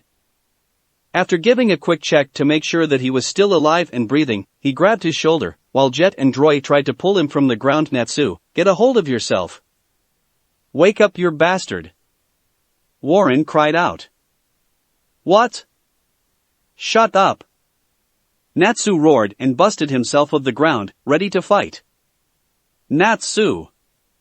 Wah! Jet, Warren and Droy cried and threw themselves at him with their arms wrapped tightly around Natsu's neck, bringing him into a giant bear hug much to his shock. From afar, Mavis watched, the smile had never left her face. Any last word? But the next second, the first master of Fairy Tail flinched and forced a smile to her smile when she heard his voice and felt something pointy touch the back of her neck, which shouldn't be possible because she was a ghost and anything that wasn't spiritual would simply pass through her. But still, she knew all too well that only he was capable of doing something like that. It's been a while, brat. Eep. The blonde squealed in shock when she was grabbed by the back of her dress and lifted into the air. Put me down, Naruto, I thought we have already gotten over this. She whined childishly while swinging her arms around when she came face to face with him. You have gotten over this, I, meanwhile, haven't. He twisted the kunai around and flicked her nose with the curved end of the ring, causing her to pout and puff her cheek out in annoyance. Cheeky brat. Do I have to remind you once again that this is my island? But I was born here. She crossed her arms over her chest and stated clearly. Excuse me, but did it make Tenru your island? He asked, with a deadpan expression, but Mavis only stuck her tongue at him. Naruto then dropped Mavis much to her surprise, causing her to land on her. But alright brat, I will give you 2 minutes. You get those people off my island, or I will do it myself. Alright geez, there is no need to be such a jerk. Mavis stood up while rubbing her. But at least give me a few more minutes to properly greet them. Speaking of which, why don't you come with me? No, Naruto stated coldly. What about Urza? Don't you want to meet her again after all this time? 2 minutes, no more. Putting his hands into his pockets, Naruto responded with the same tone, looking away with a blank bored look on his face. Jerk. Brat. Heartless bastard. Midget. Asshole. Is she trying to mimic Zara? Naruto thought before smirking. Do you even know what that word means? Are you really questioning my intellect? Mavis pouted as she crossed her arms over her chest. Time to move, the clock is ticking. She saw him waving his hand dismissively, urging her to do it as fast as she could. However, the moment she turned her head back, a quick plan formed in her head. She smirked evilly. When the lost members of Fairy Tail had been awakened, Mavis stepped forward and cleared her throat, making herself known to everyone. Hello everyone. She greeted them softly with a warm smile on her face. I'm very happy to finally meet all of you for the first time. My name is Mavis, Fairy Tail's first master, Mavis Vermilion. She introduced, causing Fairy Tail, save for the current master, to cry out in shock. How? Urza said in surprise, looking at the first master with wide eyes, much like everyone else. I've passed away a long time ago, so this is just an ethereal body. She responded, closing her eyes back then. I took the strength of everyone's bonds and faith and converted all of it into magical power. All of your thoughts allowed one of the 3 great fairy magic, Fairy Sphere, to be activated. It's an absolute defensive magic that will protect the guild from any evil. However, everyone was sealed in a frozen state, though it's been released. A span of 7 years has passed. They all gasped. It was the 7 years of nothing. What now? So it was the first who protected us. Makarov said between tears, grinning at the young woman with long golden hair. It's nothing. Since I converted everyone's strength into magic, I had to give it my all. Mavis smiled. Unwavering faith and resilient bonds will bring even miracles to your side. She then looked at them and smiled with her head tilted to the side. It's becoming a wonderful guild, third. It truly is, Mavis-sama. Makarov smiled back at her, and everyone all nodded their heads in agreement. Meanwhile, Naruto was checking the time. It had been 2 minutes and 10 seconds. It's time for him to kick them out of his island. He had plenty ninjutsu to wash them out of his island, but a tropical storm should be more than enough. Before you go, there's someone I would like to introduce to you all. Mavis suddenly said, causing Naruto to stop channeling his chakra. While I was the one who created Fairy Sphere, he made sure you're all safe from Acnologia. Mavis continued brightly, too brightly. His name is Naruto Uzumaki, and he is. But before she could finish her introduction, Naruto appeared right next to her and slammed his right fist into the top of her head. There, happy now? Naruto asked in annoyance as he glared at Mavis, who held her head with both hands, tears threatening to fall from her eyes. With a sigh, he turned his head and looked at the members of Fairy Tail, who were staring at him with wide eyes. With a quick scan, he was able to remember all of their faces, and the rest of their facial appearances, something he ignored 7 years ago in favor of their battles. His attention shifted to Natsu for a second time, before stopping at Urza. Urza almost flinched. She could swear that he, Naruto Uzumaki, was looking right at her. She believed they had never met before in the past, and yet Urza Scarlet could feel something very familiar about him. Oddly enough, she felt warm when she looked back at him. He gave her the warm and heartfelt feelings of the people who had taken care of her and shaped her into the woman she was now for the past 19 years, and she wasn't thinking about Makarov. Sure, he had been nothing but a grandfather to her ever since she joined Fairy Tail, but it was the people who came before him, before she joined Fairy Tail, that gave her all those feelings. He also looked a lot like someone she used to know. Ahem. Naruto cleared his throat to break the silence before saying, since this midget has already spilt the bean, you guys have already known my name, but I think a proper introduction must be included. He pointed at Mavis, before putting both hands behind his back. My name is Naruto Uzumaki and I'm a member of Fairy Tail. The owner of this island. The immortal shinobi and the first master of Fairy Tail finished his introduction at the same time, causing everyone to gasp in surprise. Naruto turned his head slightly to the side and glared at Mavis, who stuck her tongue out at him before grinning brightly. What do you mean when you said you were the owner of this island? Makarov was the first person to ask, isn't Tenru Mavis home, but my ancestor had been here even before her. We're the owner of this land before you people come here and lay waste to it. It's our birthright. Naruto replied blankly, lying straight through his teeth. However, his statement wasn't completely untruthful, because his ancestor had been there before her, and even before him. Is he telling the truth, Master Mavis? Mira asked. Naruto turned to look at the girl in question and silently promised her unimaginable pain and humiliation if she dared to spill the whole truth. Yes, he is. Mavis Vermilion nodded. Hold on, you're a Fairy Tail's mage? Laxus decided to ask after that. He was the oldest member of the current younger generation, and yet he'd never seen Naruto before, and he didn't look any older than him. But I'd never seen you joining our guild before. I have been staying here for most of my life, Naruto said shortly. But for most of my life, Naruto repeated, interrupting the lightning dragon slayer with the same tone. Speaking of which, the livings are unwelcomed here, so I will give you 30 seconds to climb on that ship. He pointed his hand at the direction of the ship on the beach, and move your ass off my island before I do the walking for you. He sounds like poorly Yusuke. Natsu exclaimed.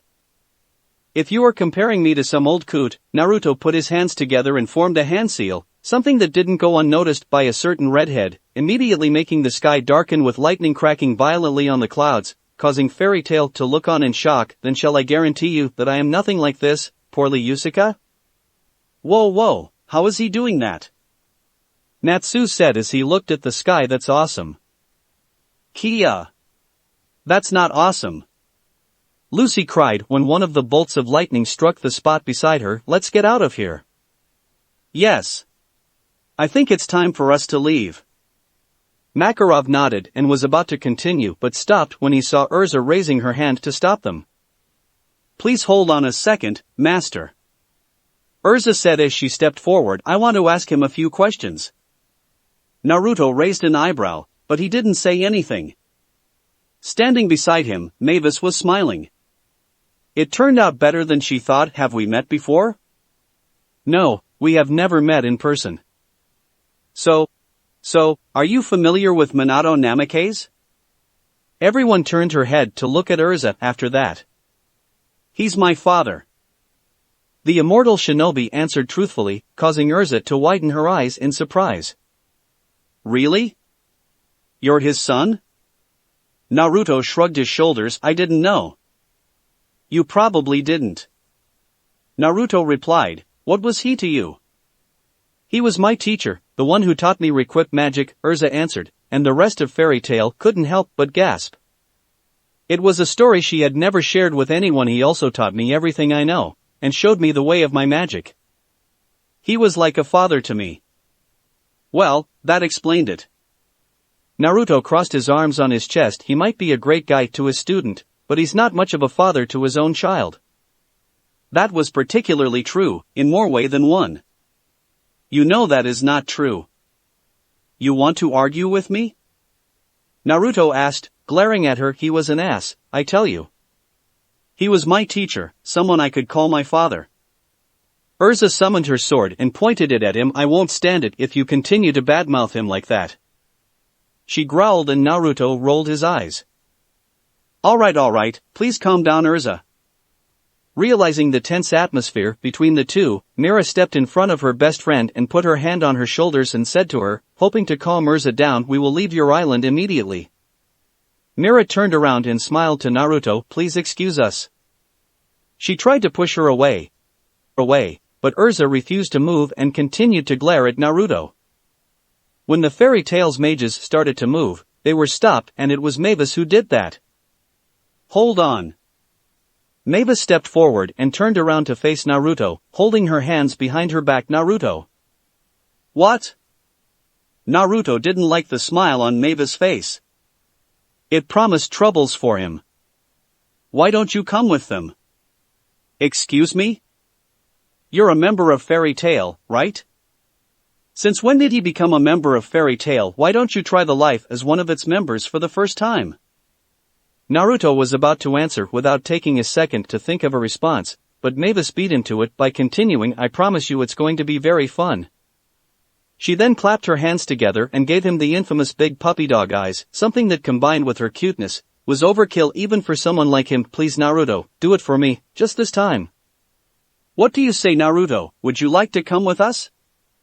Master Makarov asked with a grin. You're a member of Fairy Tail. What more, you seem like a good friend of the first.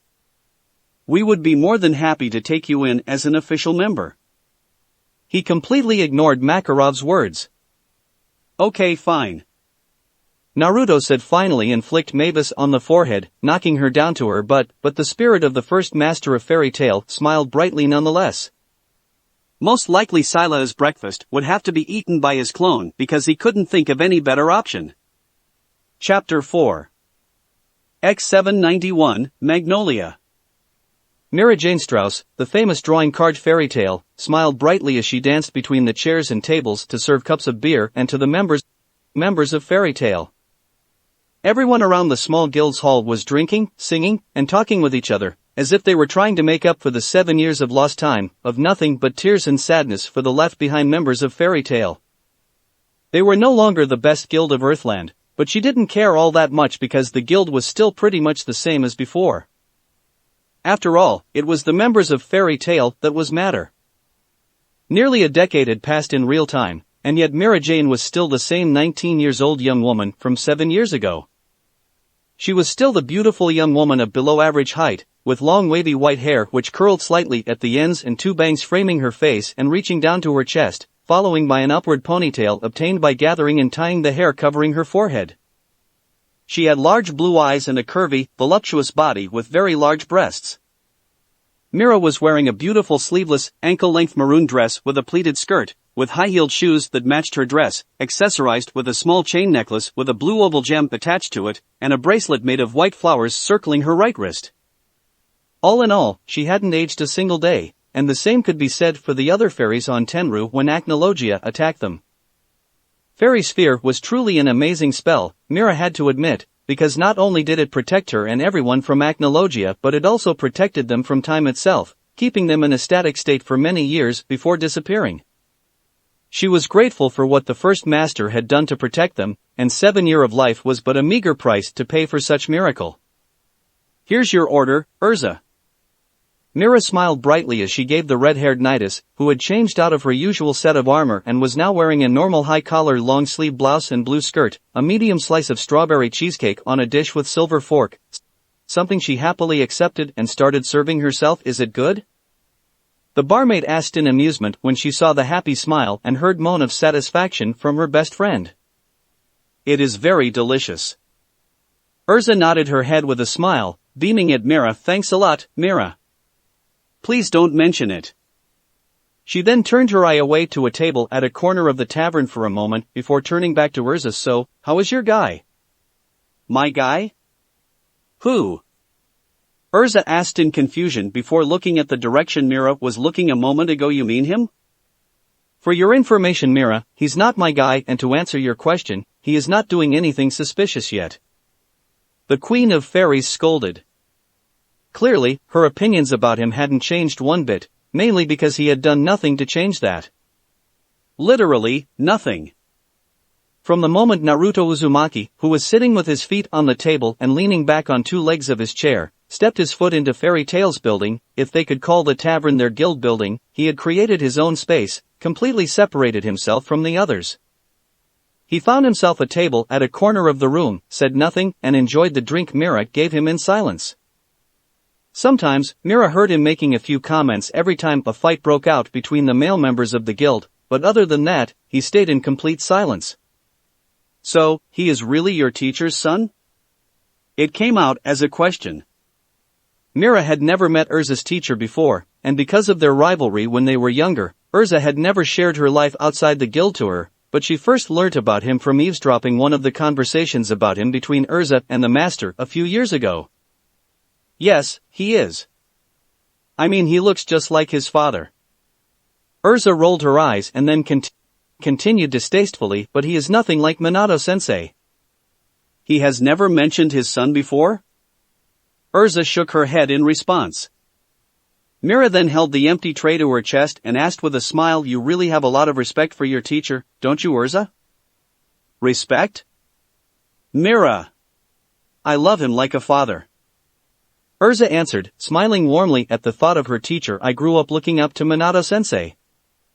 He was the one who taught me how to fight, how to survive, how to take care of myself, and a lot more than just my magic. I wouldn't be half the person I am today without him. Mira gasped slightly in surprise when Urza crossed her arms over her chest and looked at Naruto again. She wasn't expecting that I would be honored to call someone like Sensei my father, something she didn't know if she had or not. He is really amazing, isn't he? Yes, he is.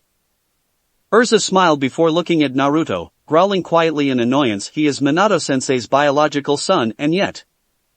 Come on, Urza. Give him a chance, will you? Mira smiled. I mean, you barely know him. Something must have happened between the two of them to make him dislike his father like that, don't you think? Urza nodded her head, but she didn't say anything. She had thought about that. She couldn't stand it if someone badmouthed him, especially when that someone was his own son. Minato Namikaze was a man who had come to become a father figure to her around the time she tried to master her magic and was still affected by the horrible days at the Tower of Heaven. He was a great man, an amazing teacher, and an even greater father. She refused to believe that Naruto hated his dad without a reason. Something, which in her opinion must be a misunderstanding, must have happened to give him such a negative about his teacher, and she intended to find out what it was. However, looking at him right now, she didn't know if she could approach Naruto and talk about Minato Namikaze without starting a fight with him. They had a rough start, so it would be best for both of them if she kept her distance for the time being. Unknown to both girls, Naruto was listening to their conversation and was paying extra attention to Urza's opinions about her teacher. He is a member of Fairy Tail. Mira continued as she removed her hands from her chest and put them on her hips. Master Mavis has accepted him into our guild. He is one of us, so you shouldn't be too hard on him. She then added before Urza could say anything though, you have to admit that he's hot. When she heard that, the scarlet-haired mage nearly choked on the soft piece of cake she was eating, which was almost impossible. I mean, way hotter than the guys we have here. Don't you have work to do? Sorry, I was just kidding around. Mira giggled before asking, oh, one more thing, what happened to your teacher? Well, he left for a journey to the other countries after my training was over. Urza answered with a sigh. I haven't heard anything about him again since then. I'm sure that you will meet him again one day, Urza, Mira said as she put her hand on her friend's shoulder and squeezed comfortingly. Yeah, I really hope so. She smiled, because if she too had a lot of hope that they would meet again one day. Maybe Naruto would know where he was, so she would have to ask him about it later on. The party continued for 12 more minutes before the door of the small tavern was pushed open and 5 very familiar faces walked in with a smile on their face. Welcome back, everyone. Sherry Blendy waved to them cheerfully. She was a young beautiful woman with blue eyes, pink hair, large breasts, and a curvaceous body. She wore a black vest top and matching skirt. The vest sported a collar and tie reaching only to her mid-chest, leaving her navel, belly and the under-inside portion of her breasts completely exposed. She also wore a dark hairband with points resembling cat ears, and long black gloves reaching to her upper arms. Looks like it's turned back into a noisy guild, the one who said that was Lion Vastia, accompanied by Jura Nikis, Yuka Suzuki and Tobi Horhorda. Lion was a slim young man of average height with a muscular and toned body. He had bluish silver hair, most of which were spiky strands that jut upwards on top of his head, except for some which are kept pointing down and partially cover the upper left part of his face. You guys? Seeing his rival and the members of his team, Gray Fullbuster stood up from his seat and exclaimed in surprise. Lamia Scale. Lucy gasped, following Gray's example. Lamia Scale was one of Fairy Tail's allies during their mission to destroy one of the strongest dark guild of the Balam Alliance, Oration Seas. When we searching for Tenru Island, Blue Pegasus and Lamia really helped us out. One of the guild's members informed them, forcing Gray to make a smile while Lion simply smirked. Well, it looks like we're in their debt now. Don't worry about it, Blue Pegasus was the one who made it out there first, but we have much more power, Lion smirked confidently. Who cares about that? Gray sweat dropped, saying uncaringly. Well, in these past 7 years, we Lamia Scale have climbed up to the number 2 guild in Fiori. Sherry said with a smile, putting her hand to the above of her sizable chest. It's too bad for you, Lucy-san. So? Does that mean number 1 is Blue Pegasus? Lucy asked curiously. Of course not. Toby cried dramatically, there's no way that could happen. Settle down, Yuka tried to calm his friend before turning back to Lucy. No, it's not Blue Pegasus. Well, enough about that, everyone. Jura smiled as he put his hands into the sleeves of his dark-colored Haori. What important is that everyone is okay. His eyes then caught sight of the young man who was sitting all by himself in a corner of the guild hall. Since Fairy Tail was in the middle of a party, such a sight was something very strange to see. The blonde was also an unfamiliar face, so he couldn't help but ask, and who is that young man over there? We have never met him before, haven't we? Who I am is none of your business, Naruto spoke up lazily as he folded his hands behind his head and leant back even further. The chair looked like it was about to fall backwards at any second, but for some reason, Naruto was still keeping it in balance on the ground without any problem. What is his problem? Sherry couldn't help but ask, putting her hands on her hips. He's just shy, that's all, Mira said with a small smile. Naruto chose to ignore her comment and went back to finish his drink. Anyway. Realizing that Naruto wasn't going to say anything in response, Lion turned back to Gray. That being said, I believe it's time for us to take our leave. The Ice Mage of Fairy Tail nodded his head and held out his hand for his rival, who immediately took it in a firm handshake. I'm glad you guys are finally back because things were not as interesting as they used to be without Fairy Tail around. Good luck, Fairy Tail, Jura smiled, because you're going to need it to climb back to your position and regain your reputation.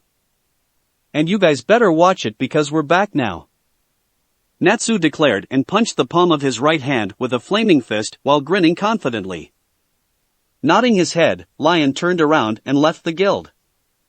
The members of his team quickly followed after him, with Sherry being the one who stayed behind for a few more seconds to say goodbye to Lucy. The blonde happily accepted it before biting the doll mage a warm goodbye. The party continued, and Naruto was thinking about leaving the place to go back to his house with Scylla, when he suddenly noticed mop of spiky pink hair appeared from below at the other end of his table, accompanied by the top of the head of a certain blue cat. Raising an eyebrow, Naruto put his feet down to the ground and leant forward to look at them. "What are you two doing?" Naruto asked when Natsu, who had his scarf wrapped around his forehead and probably the lower half of his face, and Happy the cat looked at him from their positions. "We're wondering if you are a ninja," Natsu asked in curiosity.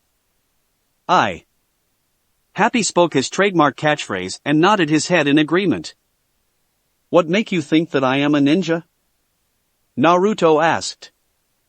"You put your hands like this when you used your magic." The Fire Dragon Slayer put his hand together in the most common hand seal known by the people outside of the shinobi world, the Ram seal. "It's a ninja's signature, right? Where did you even get that idea from? Do you even know the differences between a ninja and a mage?" The immortal shinobi rolled his eyes. Natsu raised his hand and pointed to a certain young woman in the small building, but before he could answer his question, Naruto continued, "Forget it. I don't want to know the answer. It's probably something stupid anyway." He muttered under his breath, and of course, with his enhanced hearing, Natsu heard it. "Speaking of magic, what type of magic do you use, Naruto?" Lucy decided to ask when she realized Natsu was on the verge of exploding right into his face. "You can manipulate the weather or something?" What Naruto did was something she had never seen before, but read about it in some of the magic books. It was an extremely advanced magic that allowed the user to manipulate the weather. Storm magic was its name if she recalled correctly. "Sorry, but that is for me to know," Naruto answered casually. "Since you are Urza's magic teacher's son, do you know Requip magic too?" The guild immediately became dead silence, and Natsu immediately realized it was very stupid of him to ask that question. They could only nervously look between Urza and Naruto, who, for the first time of the day, had finally looked at each other in the eyes. "Well," Urza broke the silence, crossing her arms over her chest, "do you? That is for..."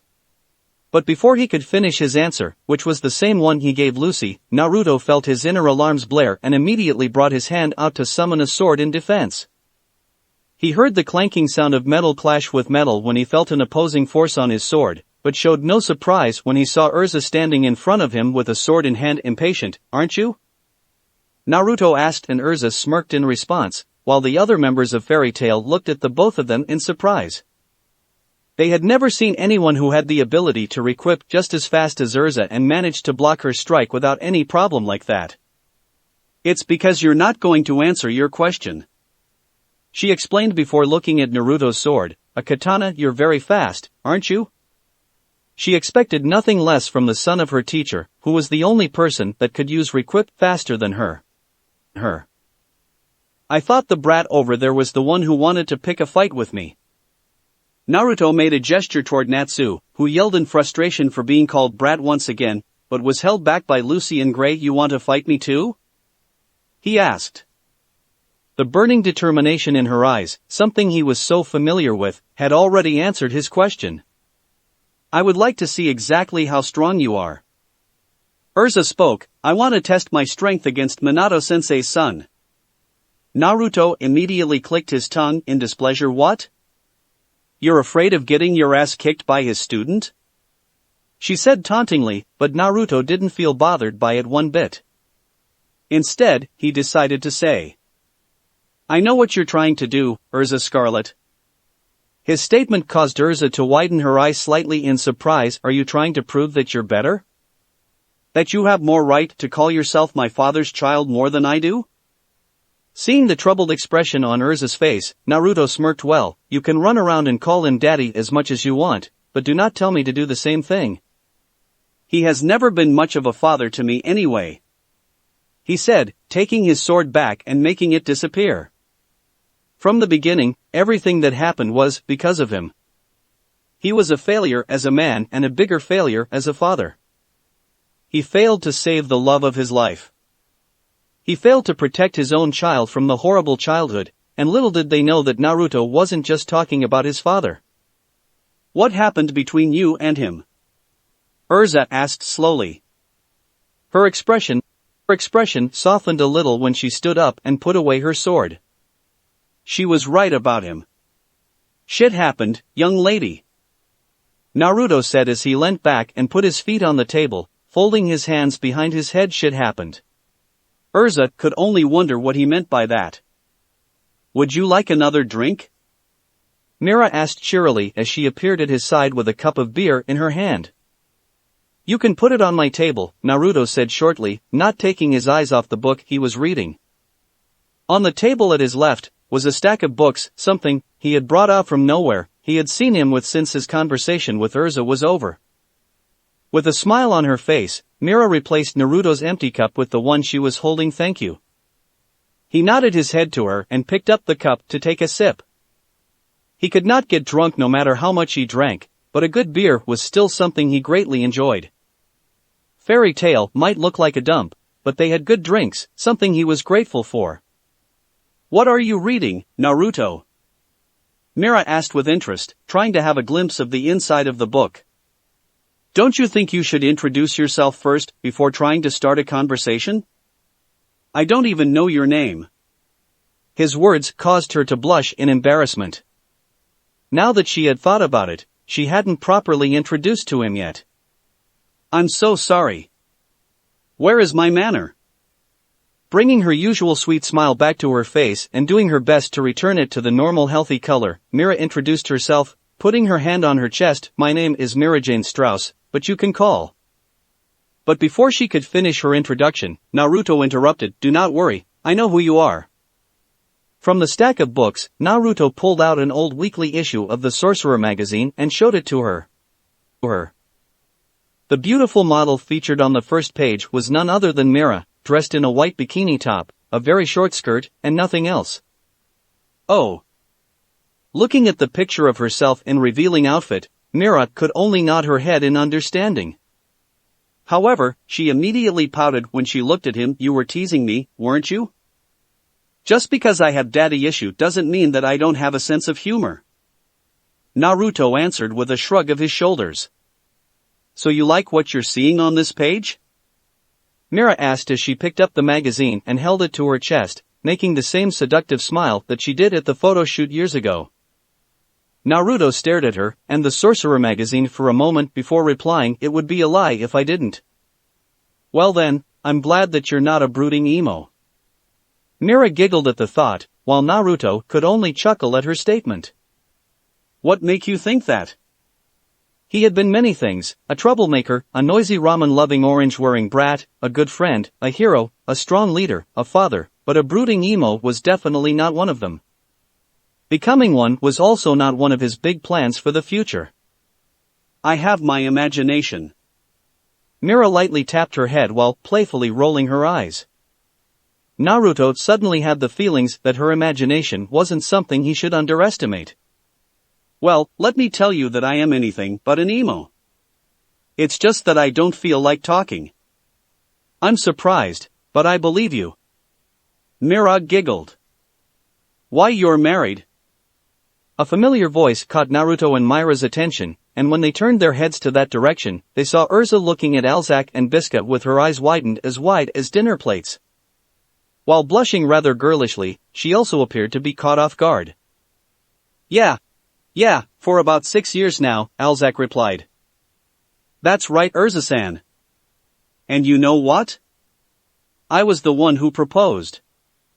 Bisca said with a smile, nudging her husband with her elbow. He was so nervous and dash. Can we just skip that part? Alzak chuckled in embarrassment. See, congratulations. Urza stammered while bowing. I might be a little inexperienced and naive, but please take care of me. She continued nervously to Alzak. Oof. Mira giggled as she looked at her best friend. It was actually not rare for her to see Urza, who had always had a strong and confident aura around her, acting so feminine like that, so she was the only one who wasn't surprised by the knight's strange behavior. She has somehow warped the whole thing around to being her, hasn't she? Well, she better not think about it. Naruto muttered, it's better for young people to not think about love at this age, since there are so much more to the world around them. His eyes widened slightly when he realized what he had just said, but it was too late because Mira had heard it.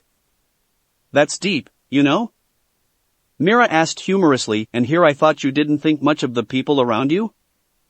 I guess I was dead wrong about you, wasn't I? Don't you have work to do? And now you sound exactly like Urza. 20 years older and I would definitely mistake you for a wise old man, or Urza would mistake you for her teacher.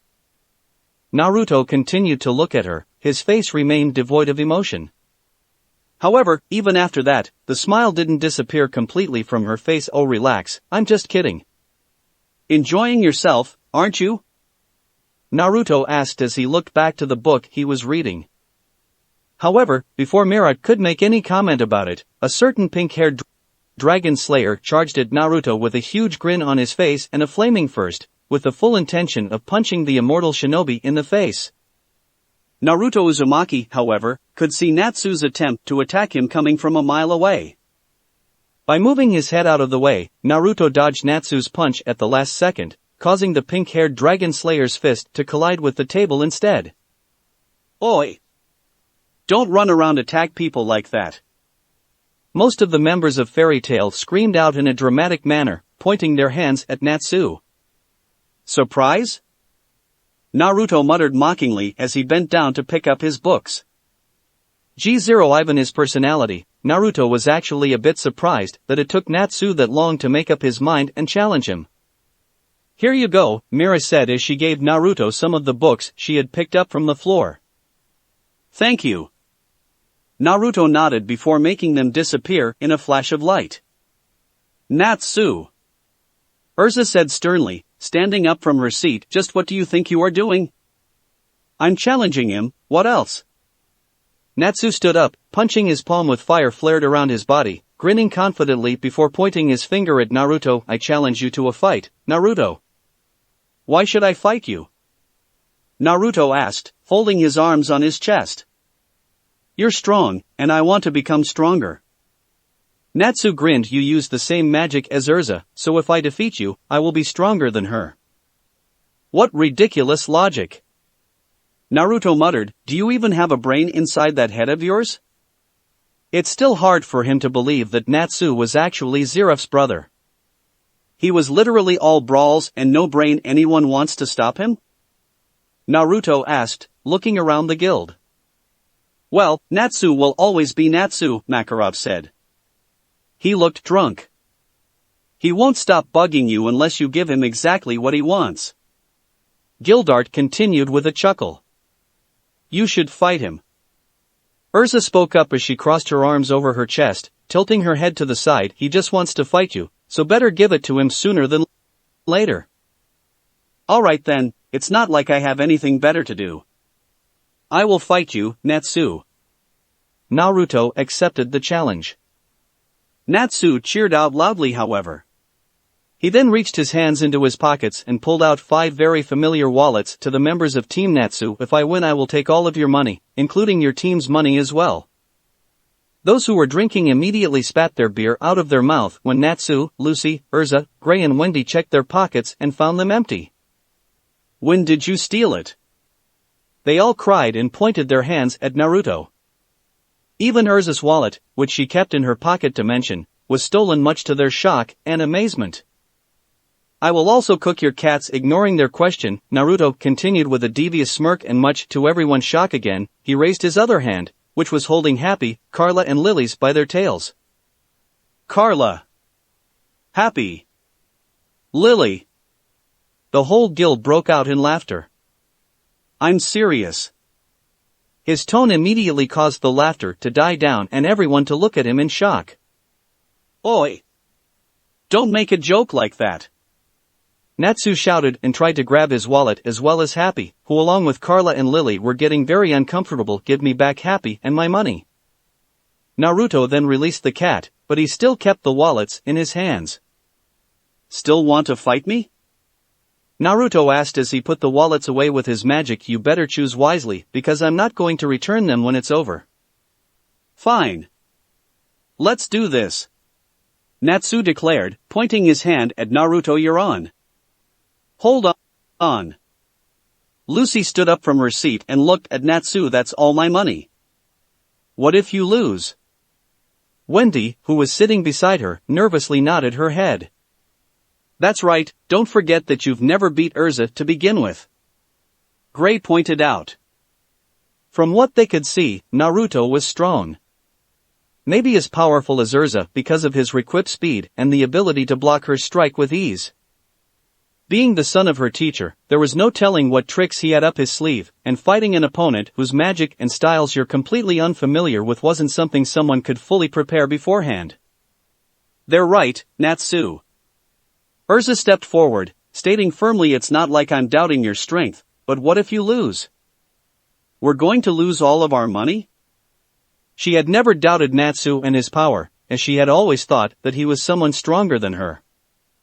She had to admit that she secretly wanted to see Naruto's strength, but she was more worried for her money. She didn't care about Natsu in the slightest, because Naruto had the element of surprise on his side, and that could be what was going to decide the outcome of the battle. Don't worry. I'm going to kick this guy's ass. Natsu smirked, cracking his knuckle, but even with that much determination, Lucy wasn't convinced. Sigh, alright. How about this? Naruto said while making a thoughtful expression. He lose, I will take his money, but you guys can find a way to take your back later. How? Lucy asked nervously. That's for you to figure it out. Naruto finished with a small chuckle. So? Still want to fight?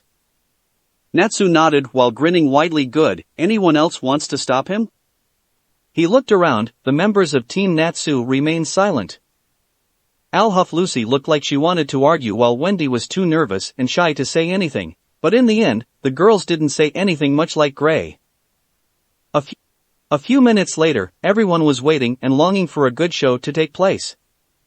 Some prattled about random things while others were placing bets to predict the winner, and of course, Kana was taking everyone's bets. Naruto and Natsu's fighting ground were a large open area of grass and dirt in the middle of the lush forest near Magnolia Town. The wizards of Fairy Tail were gathered around the southern rim of the area. Ugh! Natsu ignited flames around his body in anticipation. Come on, let's get this fight started already. He cried out with Naruto standing in front of him. Keep your shorts on. Kana shouted at Natsu. A barrel of beer was by her side while she gathered bets from other members of the guild. I still got people placing their bets. Everyone was betting on Naruto to win.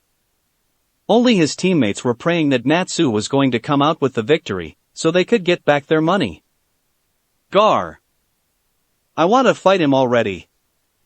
Natsu then pointed his finger to Naruto, who held a rather relaxed stance for someone about to fight, shifting his weight to one leg and placing a hand on his hip. Impatient, aren't you? Naruto said while making a thoughtful expression. You know what? I think I will add one more rule to our fight. If you manage to land even a slightest of blow on me, you will win. Everyone gasped in surprise, no one more than Urza. What? Are you looking down on me? Natsu cried out. Nope, I'm very serious right here.